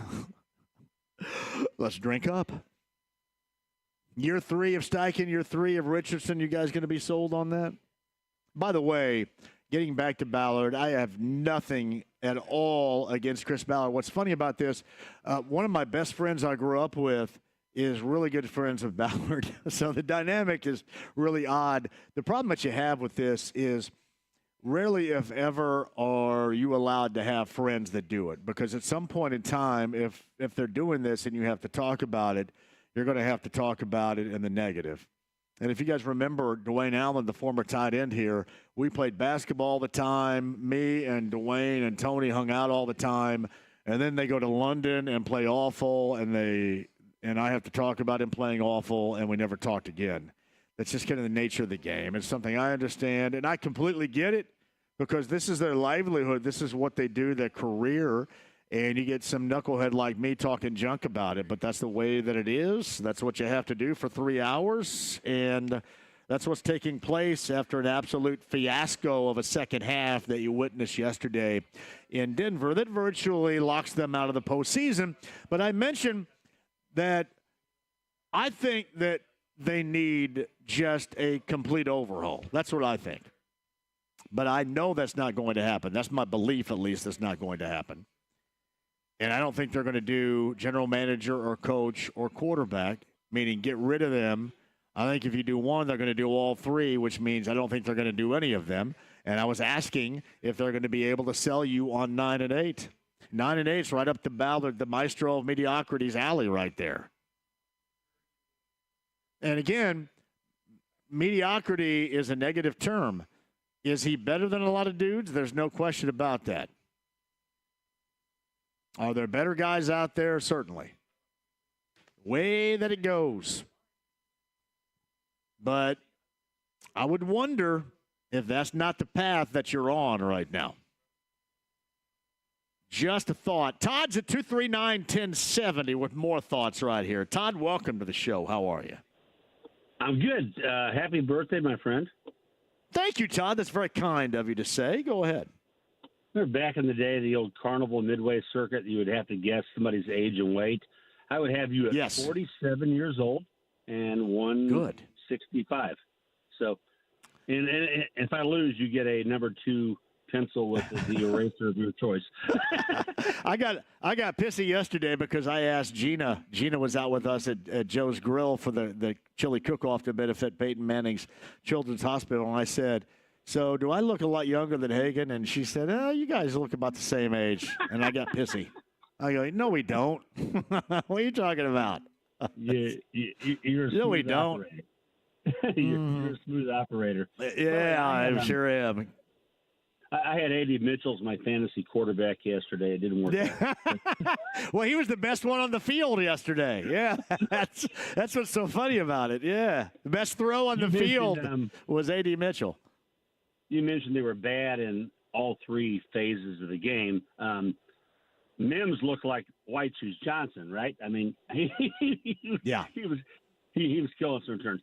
So here's special teams didn't help him out either. That was as big a play as anything else, too. That 60-plus yarder that he had right there, too. I'd agree. Well, and it's when it happened, too. I mean, by the way, our kick returner had a good return, but I mean, Mims, again, he looks like White Shoes Johnson.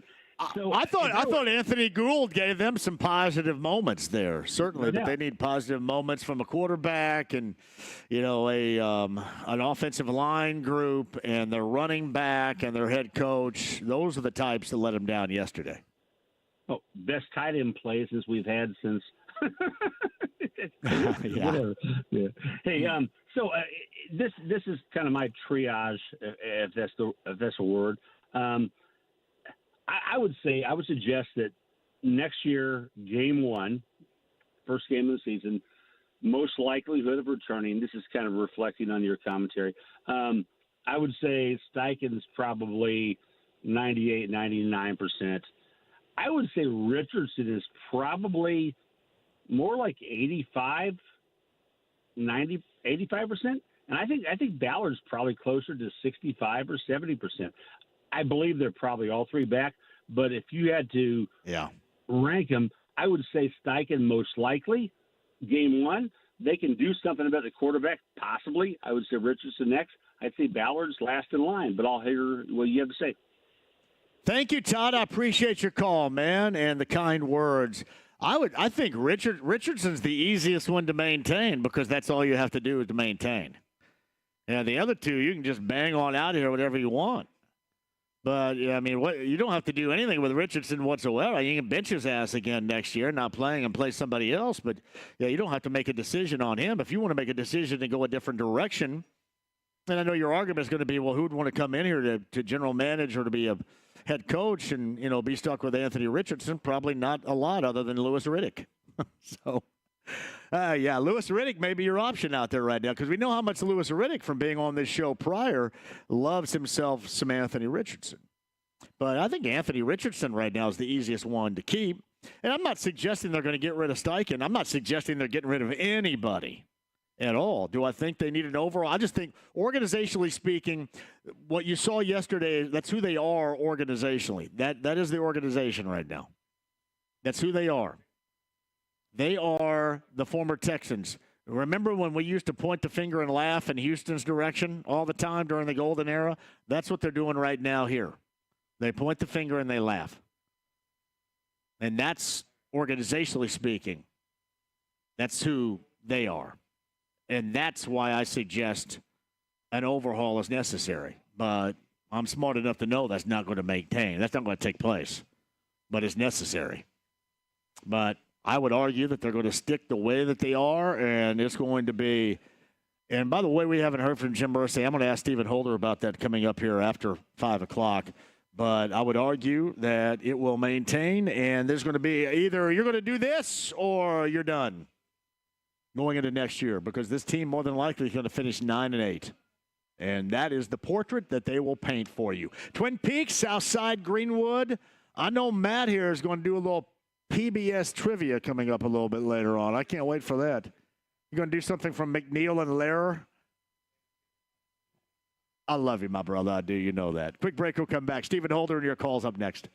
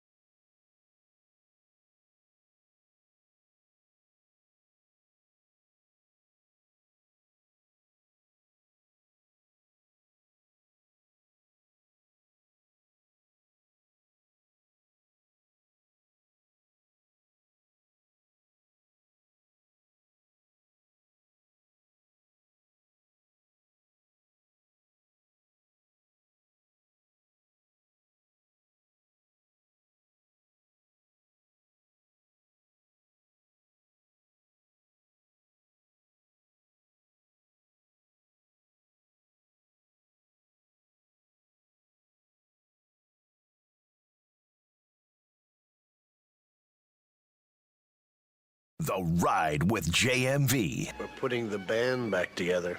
Forget it. No way. We're on a mission from God. 93.5 and 107.5. The Fan. Chris and Kevin are handling things here. They've got the Tavern Tour 24 shirts. They're rocking it. By the way, Tavern Tour slides into the Ale Emporium. Greenwood coming up on Thursday. Tommy S., who is in Minneapolis tonight for the Bears and the Vikings. That's Tommy Sutton downtown. We're going to be on Friday for a Bud Light Blue Friday at Coach's Tavern downtown. Cannot wait to see you. I am off on Wednesday. I've got to take G-Mama Christmas shopping to Jasper. Which I get to go by the Schnitzelbank, so that's good. Get to see Alan and the Schnitzelbank. But and I don't know what I can eat. I guess they got a big salad bar that I love, too. But Schnitzelbank, a Wednesday with G and Jasper. So Greg Rakestraw is in for me. Back in studio coming up tomorrow. Twin Peaks Greenwood location today. Thank you all for joining us, and thank you guys for being awesome today, as it is number 55. And I actually feel better at 55 than I did at 45. And you know what? I look better at 55 than I did at 45 and at 35. So really, I may have looked better at 25. I can't remember. Yeah, I can. No, I'm getting close, though. Once I get to the 32 waist, baby, there's going to be no stopping me at 55. But, yeah, I'm feeling great at 55, and thanks for everybody who have chimed in on that, man. Make it a great day for me. And, as I mentioned, as a birthday gift for me, my kids have decided I'm taking them to see Justin Timberlake tonight. So, Timberlake, we're coming at you. Does he bring Jessica Biel, his wife, with him to these shows? Do we know? She's all right. She's got a look about her right there, P. She does. Back to your calls in a minute, too. Colts lose yesterday. There is still somewhat of a pathway to the postseason, but it is incredible and lengthy, probably too long to read off here, so I won't. And a lot of the great questions that I've asked you and some of the opinions I've had for you, we'll share right now on the Andy Moore Automotive Group hotline from ESPN and ESPN.com. He is Stephen Holder. Good afternoon, Stephen. How are you? I'm doing well. It was sunny when I left Denver. It's not sunny here, so thanks for that, Indiana. But it is warm. I'll take this warm weather, even if it is a little bit wet right now. We'll take that in the middle of December. I want to start right here. You just sit back and you wait. And I mentioned this earlier. I thought what we saw yesterday, Stephen, in the second half, this is what this organization has become. This organization gets finger pointed by, for example, Texans fans, the way that we used to finger point towards Houston back during the Manning era. This and yesterday, the second half results and the meltdown, the mistakes, the stupidity, that to me from top to bottom is who this organization is right now until further notice. And I think more than a loss, more than a near elimination of a postseason, more than anything else, that is what is so unfortunate to not just me in describing it, but to the fan base as well. Well, so here's what I think is the context, the important context. This team now 3 times in the last 4 seasons, 3 times in the last 4 seasons, has had a chance late in the year to meet the moment and to step up and finish the job. And we can go back to 2001. They had 2 chances. They had the Raiders. They had Jacksonville. In the final 2 weeks of the season, they went 0 for 2. And that was the beginning of the end for a lot of people, frankly. And then you had last year, Week 18. I think we cut them a little slack on that just because we didn't think they'd even be there. But the point is they did not finish the job there either. And then here yesterday, you've got a game that means everything, the most important game of the season, and it was arguably one of their most disappointing performances. They have not met the moments when they needed to, and good teams find a way to do that. They haven't done it. So what's that say about them? No, and that's them. that's who they are right now. That's who we know they're to be. And, it's kind of the same set of circumstances a year ago where they're not really supposed to be here. And this year, you're not really supposed to be here because it's a rookie quarterback and you benched him for 2 weeks. And really, you just sit back and you wait for the stupid mistakes, whether it's Jonathan Taylor dropping the football, through a 41-yard touchdown run that turned out to be 40 yards and a fumble out of the end zone that cost you 6 points, or Shane Steichen with the unfortunate, ridiculous play call, putting the ball in the hands, although A.D. Mitchell probably had the most accurate pass of the evening between the two quarterbacks. That said, not the smartest idea in the history of ideas right there. This is what we know them to be right now, really from top to bottom, Stephen.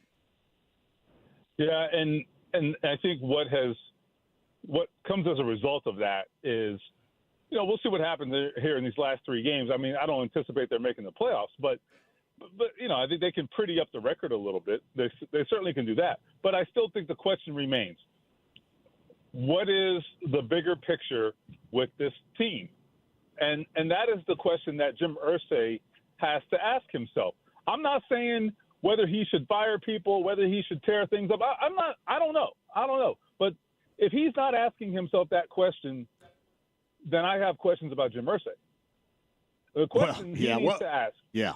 The question needs to be, where are we going, and how are we getting there? Because I don't know the answers to any of those questions right now, and I think the fans feel the same. And so, if you can't give answers to those questions that give you some confidence, then you need to take a step back and you need to figure out what the solution is to that. And the solution might be a hard choice, but you're going to have to do something.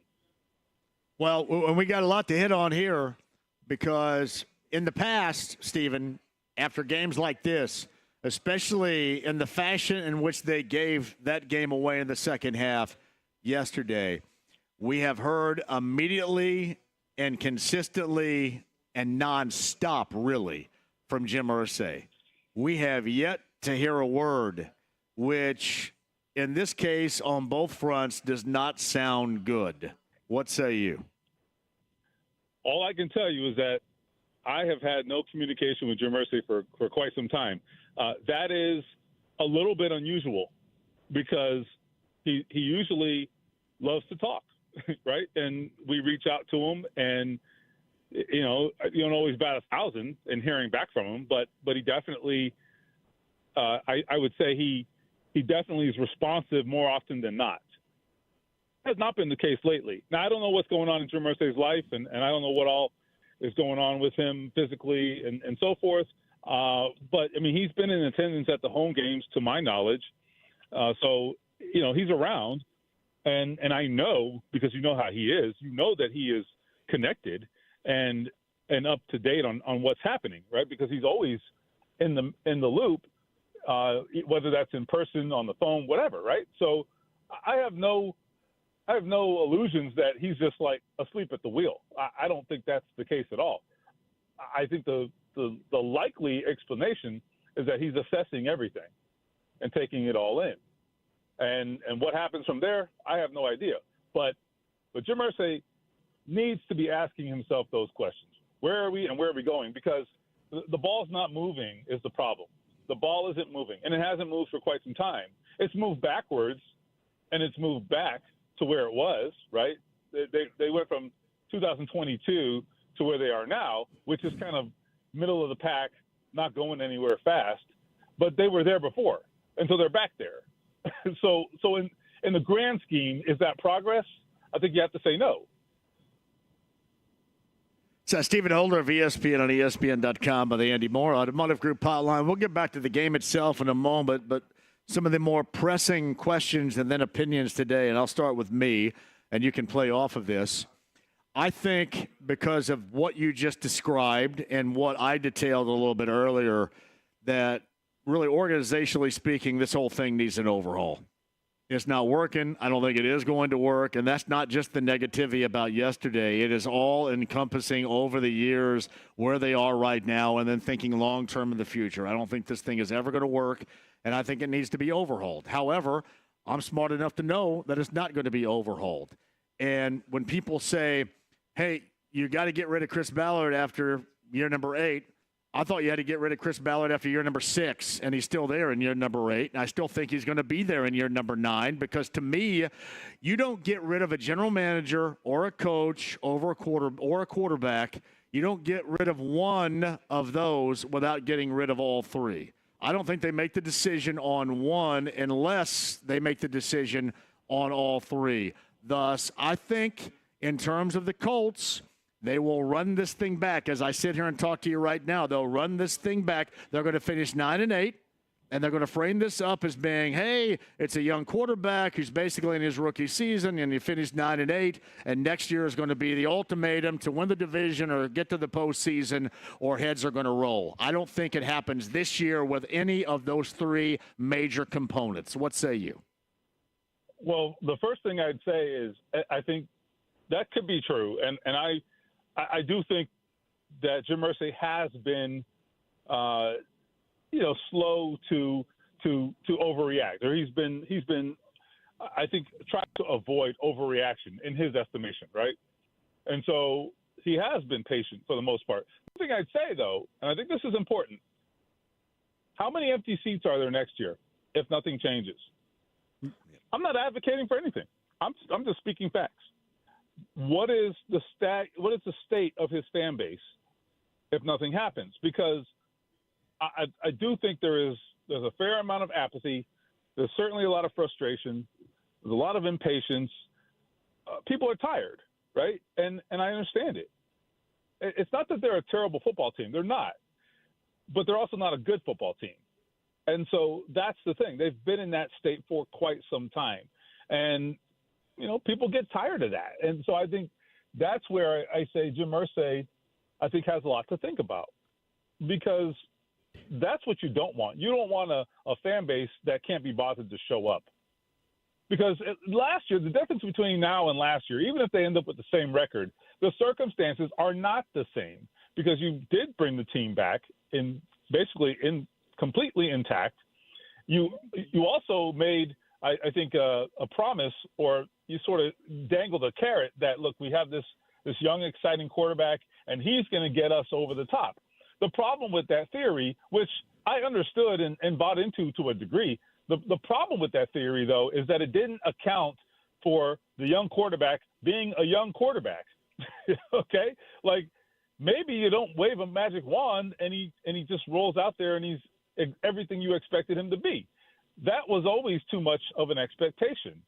But we got kind of lulled into it and bought into the hype and thought everything was going to be roses. Well, that's not how it works with young quarterbacks. We also, I think, ignored to a degree the fact that he was coming off a season-ending injury and had only played 4 games. It was a long layoff. He had rust early this year. Then he gets benched. I mean, I don't know how to evaluate Anthony Richardson this year. But not to get off track. The bottom line is, if you run it back, you're doing what you did last year, except without the carrot of the quarterback changing. So I don't know what you're offering people. No. I've described it, Stephen, as the fan base taking that as a combination enema root canal. That's how they're going to take it. But that sounds I am terrible, guessing. Man. Yeah, I know what I'm guessing. That's how they're going to frame it up. But my opinion is it needs overhauled, because they needed to change the general manager. Go ahead. And I'll finish this. You can play off of it here. They needed to change the general manager 3 years ago, to me. And Shane Steichen, I think that he knows offense, and I like him a great deal. But I'm sorry, I think dudes like him in the NFL, or a Brandon Staley, Brian Callahan, Nick Sirianni quarterback away from being a dime a dozen. Like, there's nothing that really steps out and impresses me about it so far. Maybe with different personnel, a different quarterback, probably so. I think Nick Sirianni is Shane Steichen if he is here, and Shane Steichen is Nick Sirianni if he's in Philly. That's the quarterback situation. And I know we haven't seen a lot from Richardson, but man, oh man, would you have a lot to prove to suggest to me that he's a long-term fit at quarterback and what they thought he was going to be or hoped he was going to be when they drafted him. I just don't see it. Yeah, I mean, look, every question is in order with Anthony. There's no doubt about that. What's interesting is I'm actually more disappointed in, I think, the rest of the roster. You know, I heard a couple guys in that locker room yesterday talk about, well, you know, we're still kind of a young team. We're still learning. I reject that. You're not a young team. How is this a young team? You got a ton of veterans. You got a lot of money invested. You brought everybody back. You have guys that are on their third contract in a lot of cases. This is not a young team. That is an excuse. It is not valid. And expectations should be high. Because when you run it back and you tell everybody this is the team that will get us where we want to go, you got to get there. So the bottom line is, look, I don't know what to make of Anthony Richardson right now. Look, I mean, is he where he needs to be? No, of course not. But I also think that his supporting cast has been absolutely, positively a disaster, an absolute disaster. The offensive line's a disaster. The receivers aren't consistent. They have no tight ends. They overrated this roster to a degree I have never seen. And I'm guilty of it too. But I don't get paid to build the roster. They overrated this roster. And it's okay to be wrong, but, like, you got to at least be honest about it. You know what I'm saying? Like, you got to be honest when you're wrong, and you got to fix it. So regardless of whose job that's going to be next year, you have to look in the mirror and say, all right, is this roster good enough? Take even quarterback or no quarterback, is the roster good enough? And the quarterback's part of that. But I don't know that answer is yes. Stephen Holder of ESPN at ESPN.com is on the Andy Moore Automotive Group hotline. Would you envision a scenario where they would punt on Ballard after year number 8 and find somebody to come in with a head coach and a quarterback, not of their choosing? Because I find that unless it's like Louis Riddick, who comes on this show and seems like he politics for this gig in the past, I find that really hard to believe, in a situation very hard to find. Well, you can always find somebody to take the job. There's only 32 well, of there's them. There's no doubt about that. Yeah. There's no doubt about that. Yeah. But will you get the person you want? I mean, I don't know. I think it is not an optimum situation. That is definitely true. And I think it will depend on what the landscape is this offseason, meaning, you know, what other jobs are open and whether they're more appealing, who's on the market, you know, all those things. It's not a cut and dried answer, but it's not an ideal situation if you're talking about going after, you know, an ideal candidate. I will say this: when Chris Ballard was hired, look, people may laugh at this now, but it's the truth. When Chris Ballard was hired, he was an in-demand candidate. There's no question about it, and he had rebuffed the interest of other teams because those situations were not to his liking. So if you're going to go after someone who in this hiring cycle has that kind of cachet, they may look at you and make a similar judgment if you're telling them this is the coach and quarterback you have to take on, right? So I agree. That is not ideal, and it will affect the level of candidate you can attract as a general manager candidate. So Stephen Holder of ESPN, ESPN.com. He's on the Andy Moore Automotive Group hotline. That's, again, the main reason why. And I don't know about you. I've been around this. It seems like it's even longer than we've been around this. But what we witnessed yesterday, and especially against good teams at big moments, I mentioned that and we talked about it. That's who they've become. And I just think that it needs this overhaul. And I guess there's no real need to get rid of Richardson, right? There's no real need. I mean, you can always bring somebody else in and bench his ass again next year if you need to or whatever. But this thing seems so stinking dysfunctional right now. I'm ready for it. I'm ready to go a completely different direction, although I don't believe that they will. Do you think that they're in line to make changes here at all? I mean, I think if you run it back again, like I said, there's a couple of consequences. Your fan base is tuning out. Okay, whether that's fair or not, I'm not saying you should make judgments based on the fans. They always say if you listen to the fans, you'll be sitting with them, right? I do believe that. That's true. That being said, they are running a business. And if you're Jim Irsay, you've already had to experience this year 3 different opposing teams' fan bases taking over your stadium in very embarrassing fashion. You want to go through that for 8 games? I mean, I'm just saying, because I know Colts fans. I love y'all, but y'all ain't showing up next year if you're not happy with the direction of this team. I know how these people are. All right, you and I both know that. So all I'm saying is, it may not matter. That type of thing may not matter to the guy calling the plays or signing players or what have you, but it certainly matters to the man signing the checks. And so I think ultimately I'm very interested to see where he stands on all of this, because at some point, I mean, that man knows a lot of football. Jim Irsay knows football. We can disagree with him and people make fun of him all the time and all that, but the man knows football, and he knows a championship team when he sees one. And there's nothing about this team that says it has the potential to get there. And that's the thing. I mean, last year they could convince themselves, well, if Anthony's what we think he is, then we can get a couple more wins with just having a better quarterback. It sounds good, right? But you can't make that argument this year, because first of all, that's too convenient. Second of all, what is it that's going to change if you don't change direction? What is it that's going to get you over the top? And so I don't know. I sensed a lot of frustration in that locker room yesterday. DeForest Buckner's frustrated. Michael Pittman's frustrated. I mean, I'm not saying all those guys have been perfect all the time, but there are some guys who are good players, and I don't see them getting to a championship level playing for this team under the current circumstances. Yeah, and that's across the board, too.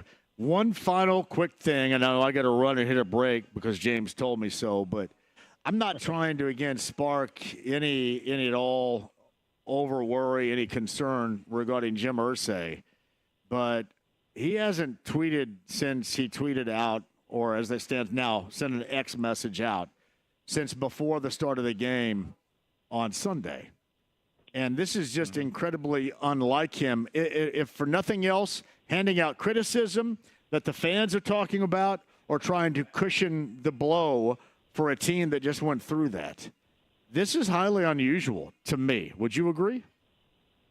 It is historically, yes. But I also would say it's been the norm, I think, recently. And so I think that tells me that, again, this is just opinion and just an observer. I don't know what he's doing or what he's thinking, but it says to me that he's taking all of this in. And he's not being that cheerleader that he normally is, at least that I can tell. So I'm very interested to see what all of that adds up to in the end. So Stephen Holder of ESPN and ESPN.com on the Andy Moore Automotive Group hotline. Would you agree quickly with my overhaul concept? Is it necessary with this group? I think it has to be on the table. It has to be. I mean, what has the ball moved? That's all I'm saying. Has the ball moved? It hasn't. You can't argue that it has. I mean, they got to go 3-0 down the stretch to even have the same record as last year. And I don't even care about that. I'm just take the record out of it. Just in terms of progress, does this feel like a team that made progress this year? Does this feel like progress? I don't think it does. No. Stephen Holder of ESPN and ESPN.com. You can read the latest right there. He's going to have it for you, man. All too familiar territory for you and I on a Monday. One of these days, hopefully, it's going to be brighter subject matter. You know what I mean? I'm here for it. Let me know when it happens. You got it. Yeah, no doubt. Thanks, Stephen. Appreciate you, man. See ya. So, Stephen Holder on the Andy Moore Automotive Group hotline. Who buys my overhaul concept here? Anybody else? And you also buy the concept of they finished 9-8, and that's going to be some selling point to, hey, above 500, one more year. And the ultimatum is this. Come back with your calls. I think my man Fulton's going to play us a song on the ukulele, too. My God, do I ever need a song from our friend Fulton on the ukulele.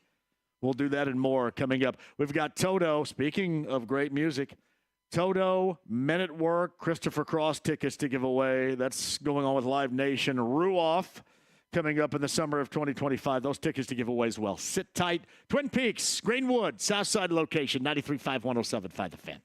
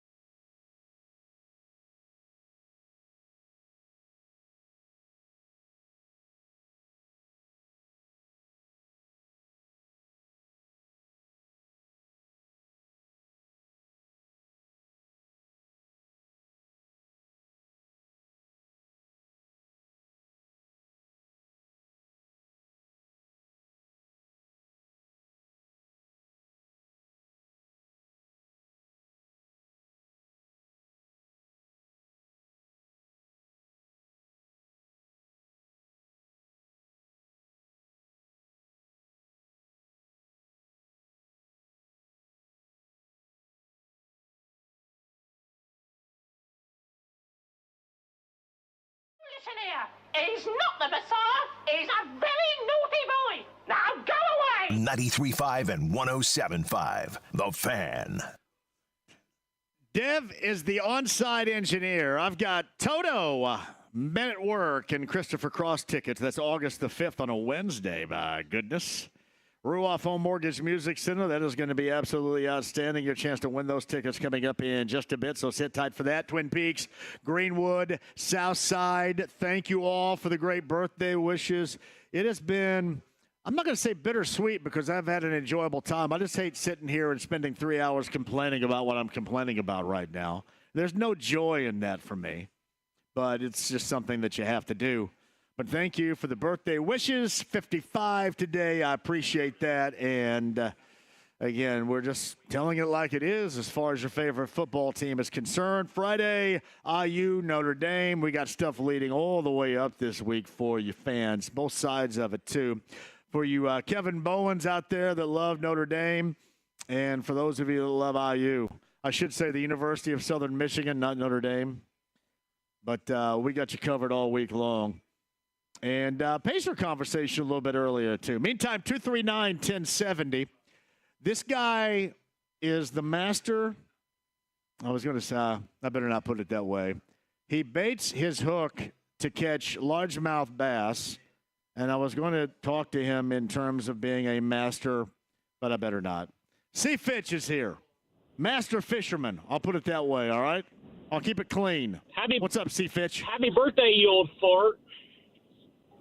You know what? Thank you, brother. Wait, what do you describe yourself if you're the best at putting bait on your hook as a fisherman? A master hooker.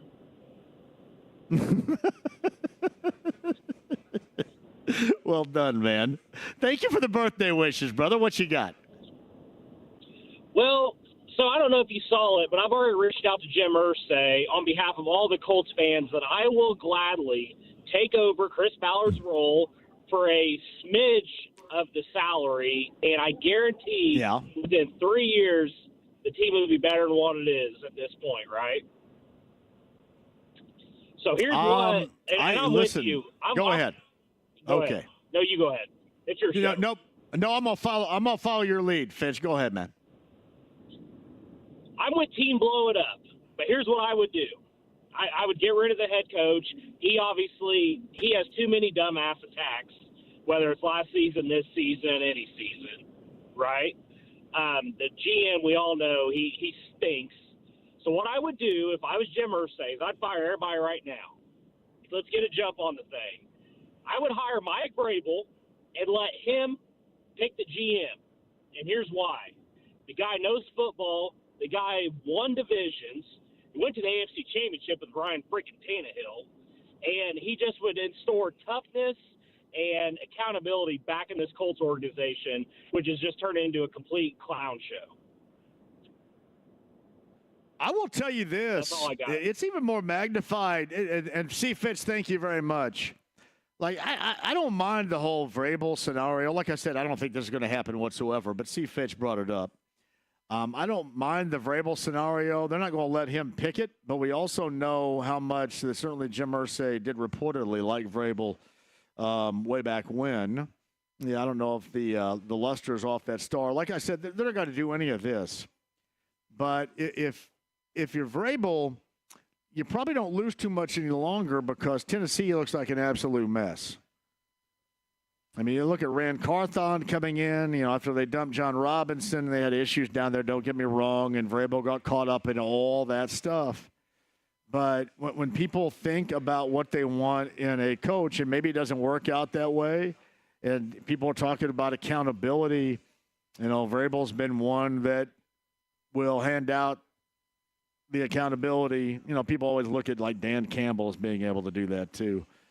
But not to say that's going to happen, but as a head coach, I think that he at some point will end up getting another gig.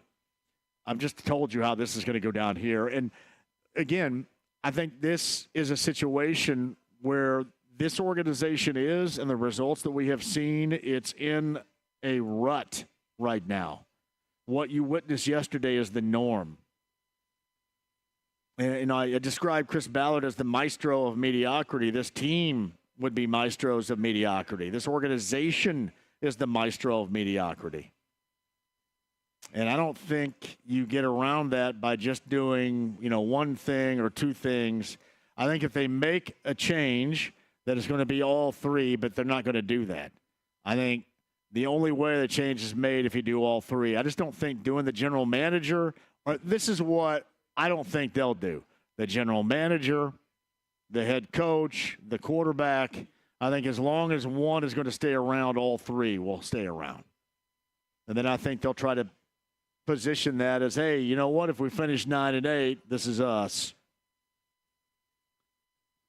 We thought we're above 500, just outside the postseason. And I'm not suggesting you're going to buy it, but I'm thinking how they're going to sell it if that's how the season ends. And in all likelihood, that's how it's going to end. C. Fitz, thank you. 239-1070. We've got Toto tickets for you coming up here. Toto, Christopher Cross, Men at Work. 239-1070. And our guy Fulton coming up on the other side. We'll give those tickets away coming up on the other side. James, when do you want to do that? I told you I'd mess this up. We can do it now. We can do it on the other side. I did it completely inaccurately. We'll do it on the other side. We'll play a re-entry for those tickets on the other side. Get to more of your calls, including Fulton on hold, too. Live from Twin Peaks, Southside, Greenwood location. Thank you for joining us. Colts Roundtable Live coming up at the top of the hour. It's 93.5 and 107.5 The Fan.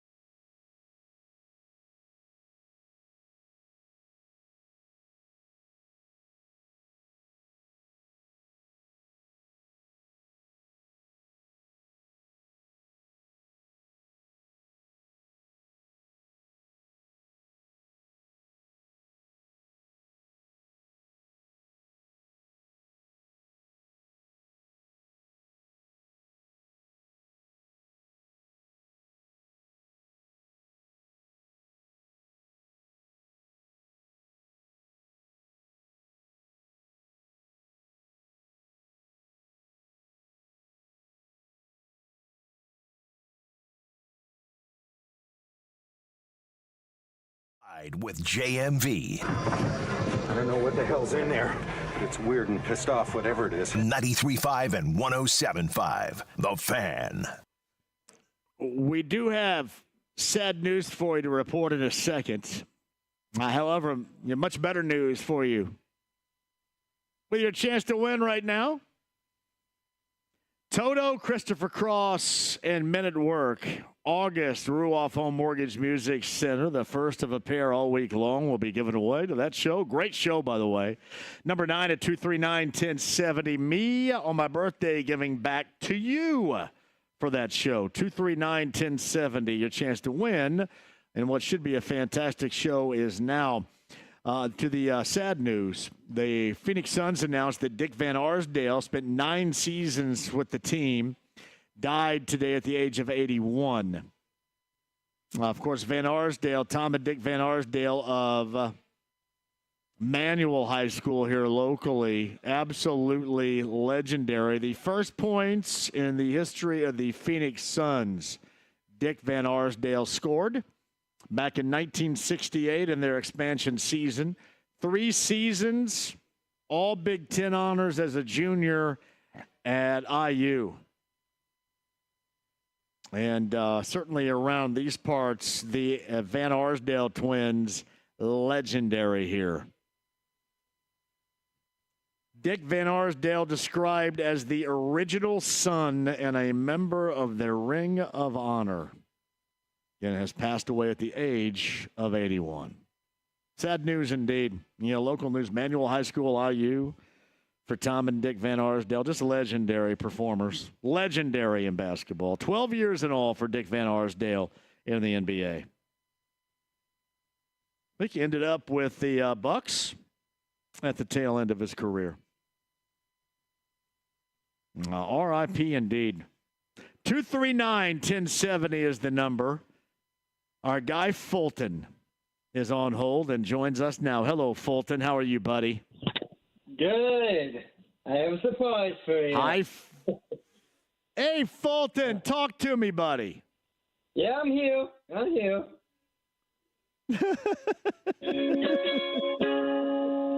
Happy birthday to you. Happy birthday to you. Happy birthday, dear John. Happy birthday to you. That just made my day. Fulton, that's outstanding on the ukulele. I cannot thank you enough, my friend. That was outstanding, Fulton. Thank you. I'm happy for you, and hopefully you can come to Trans-Siberian Orchestra this Thursday. You're like, I'm going to tell you what, you just shredded up that ukulele right there. You're like the Eddie Van Halen of the ukulele, buddy. That's awesome. Yes, I am. Well, happy birthday, John. That made me feel... Oh, buddy, thank you. Fulton, everybody. That's the legendary Fulton James. Please tell me you caught all that, right? That's great. Oh, I've got it, and I'll be making a clip out of it. Oh, Fulton. Man, that is one hell of a good feeling. What's up, Harley D? Thank you, brother. Good to see you. That's our guy Fulton right there. I don't know. That's a tough act to follow right there with Fulton. That is awesome. All right, 239-1070. AJ is up next. AJ, you are going to be now, unfortunately, laid with the responsibility of following Fulton. Go ahead. Give it a good try, buddy. I was tempted just to hang up and be like, yeah, I can't follow that up.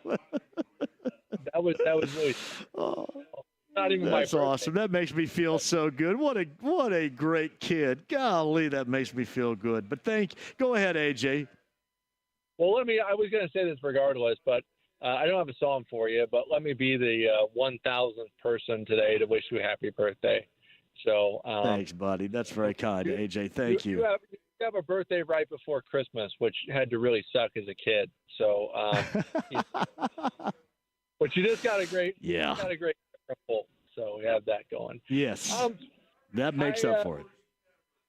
Switching gears, let me just say, and you alluded to it earlier, it's exhausting being a Colts fan the past couple of years, really ever since 2021. That for me at least. I don't know when it's been for you, but there's this talk of like, do we want to get rid of Bauer? Do we want to get rid of Bauer, Steichen, Richardson? I'm of the mindset that the best thing to do is just to pull the Band-Aid off and move on, to get rid of all three.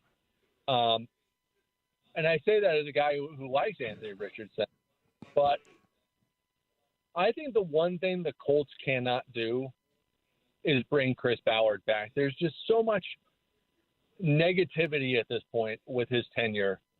So while I would say to move on from all three, we definitely need to move on from one. That's why I'll leave it at that. And listen, I have AJ felt the same way for 3 years, and they haven't. And to me, this would seem like the most awkward year to do it. You know what I mean? And again, I've described it as the maestro of mediocrity for a reason, because they end up finishing 9-8. And I completely agree. I don't know how you do it and hire a general manager that you really truly want when you're not going to get rid of the head coach who's going to accept Anthony Richardson. Again, unless it's like Louis Riddick who loves Anthony Richardson. Unless it's somebody like that. I don't know how you're going to be accepting of the head coach and the quarterback that you presently have that you're going to be gifted. Well, I'll end my call right after this, and I'm not saying that it is the right move, but there is precedent when Jim Irsay fired Ryan Grigson and kept Chuck Pagano back in the what was that, 2016, 2017 season. Yeah. So, there is precedent for that move. And and AJ, thank you very much. Thank you very much for the call. The other part about that, in that particular year, remember they brought in a consulting firm that did a once-over through the building, and the consulting firm came up with the issue being Ryan Grigson. That was chief to do with that decision when it was made that year. And I know you're going with the court of public opinion, and AJ's absolutely right about the fan base going, oh, my God, we can't do this again. But back then, that was more of the focus of being a consulting firm that pointed the finger at Grigson than it was really anything else. Hey, thank all you guys. Fulton, thank you very much. The birthday wishes, and I know it comes from the heart, made me feel great. Dev, thank you very much. Kevin, Chris, you guys, appreciate you too. Harley D. Paul here, all the callers, Stephen Holder, James, great job from you. Colts Roundtable Live is next. I'll see you guys at Timberlake in a minute.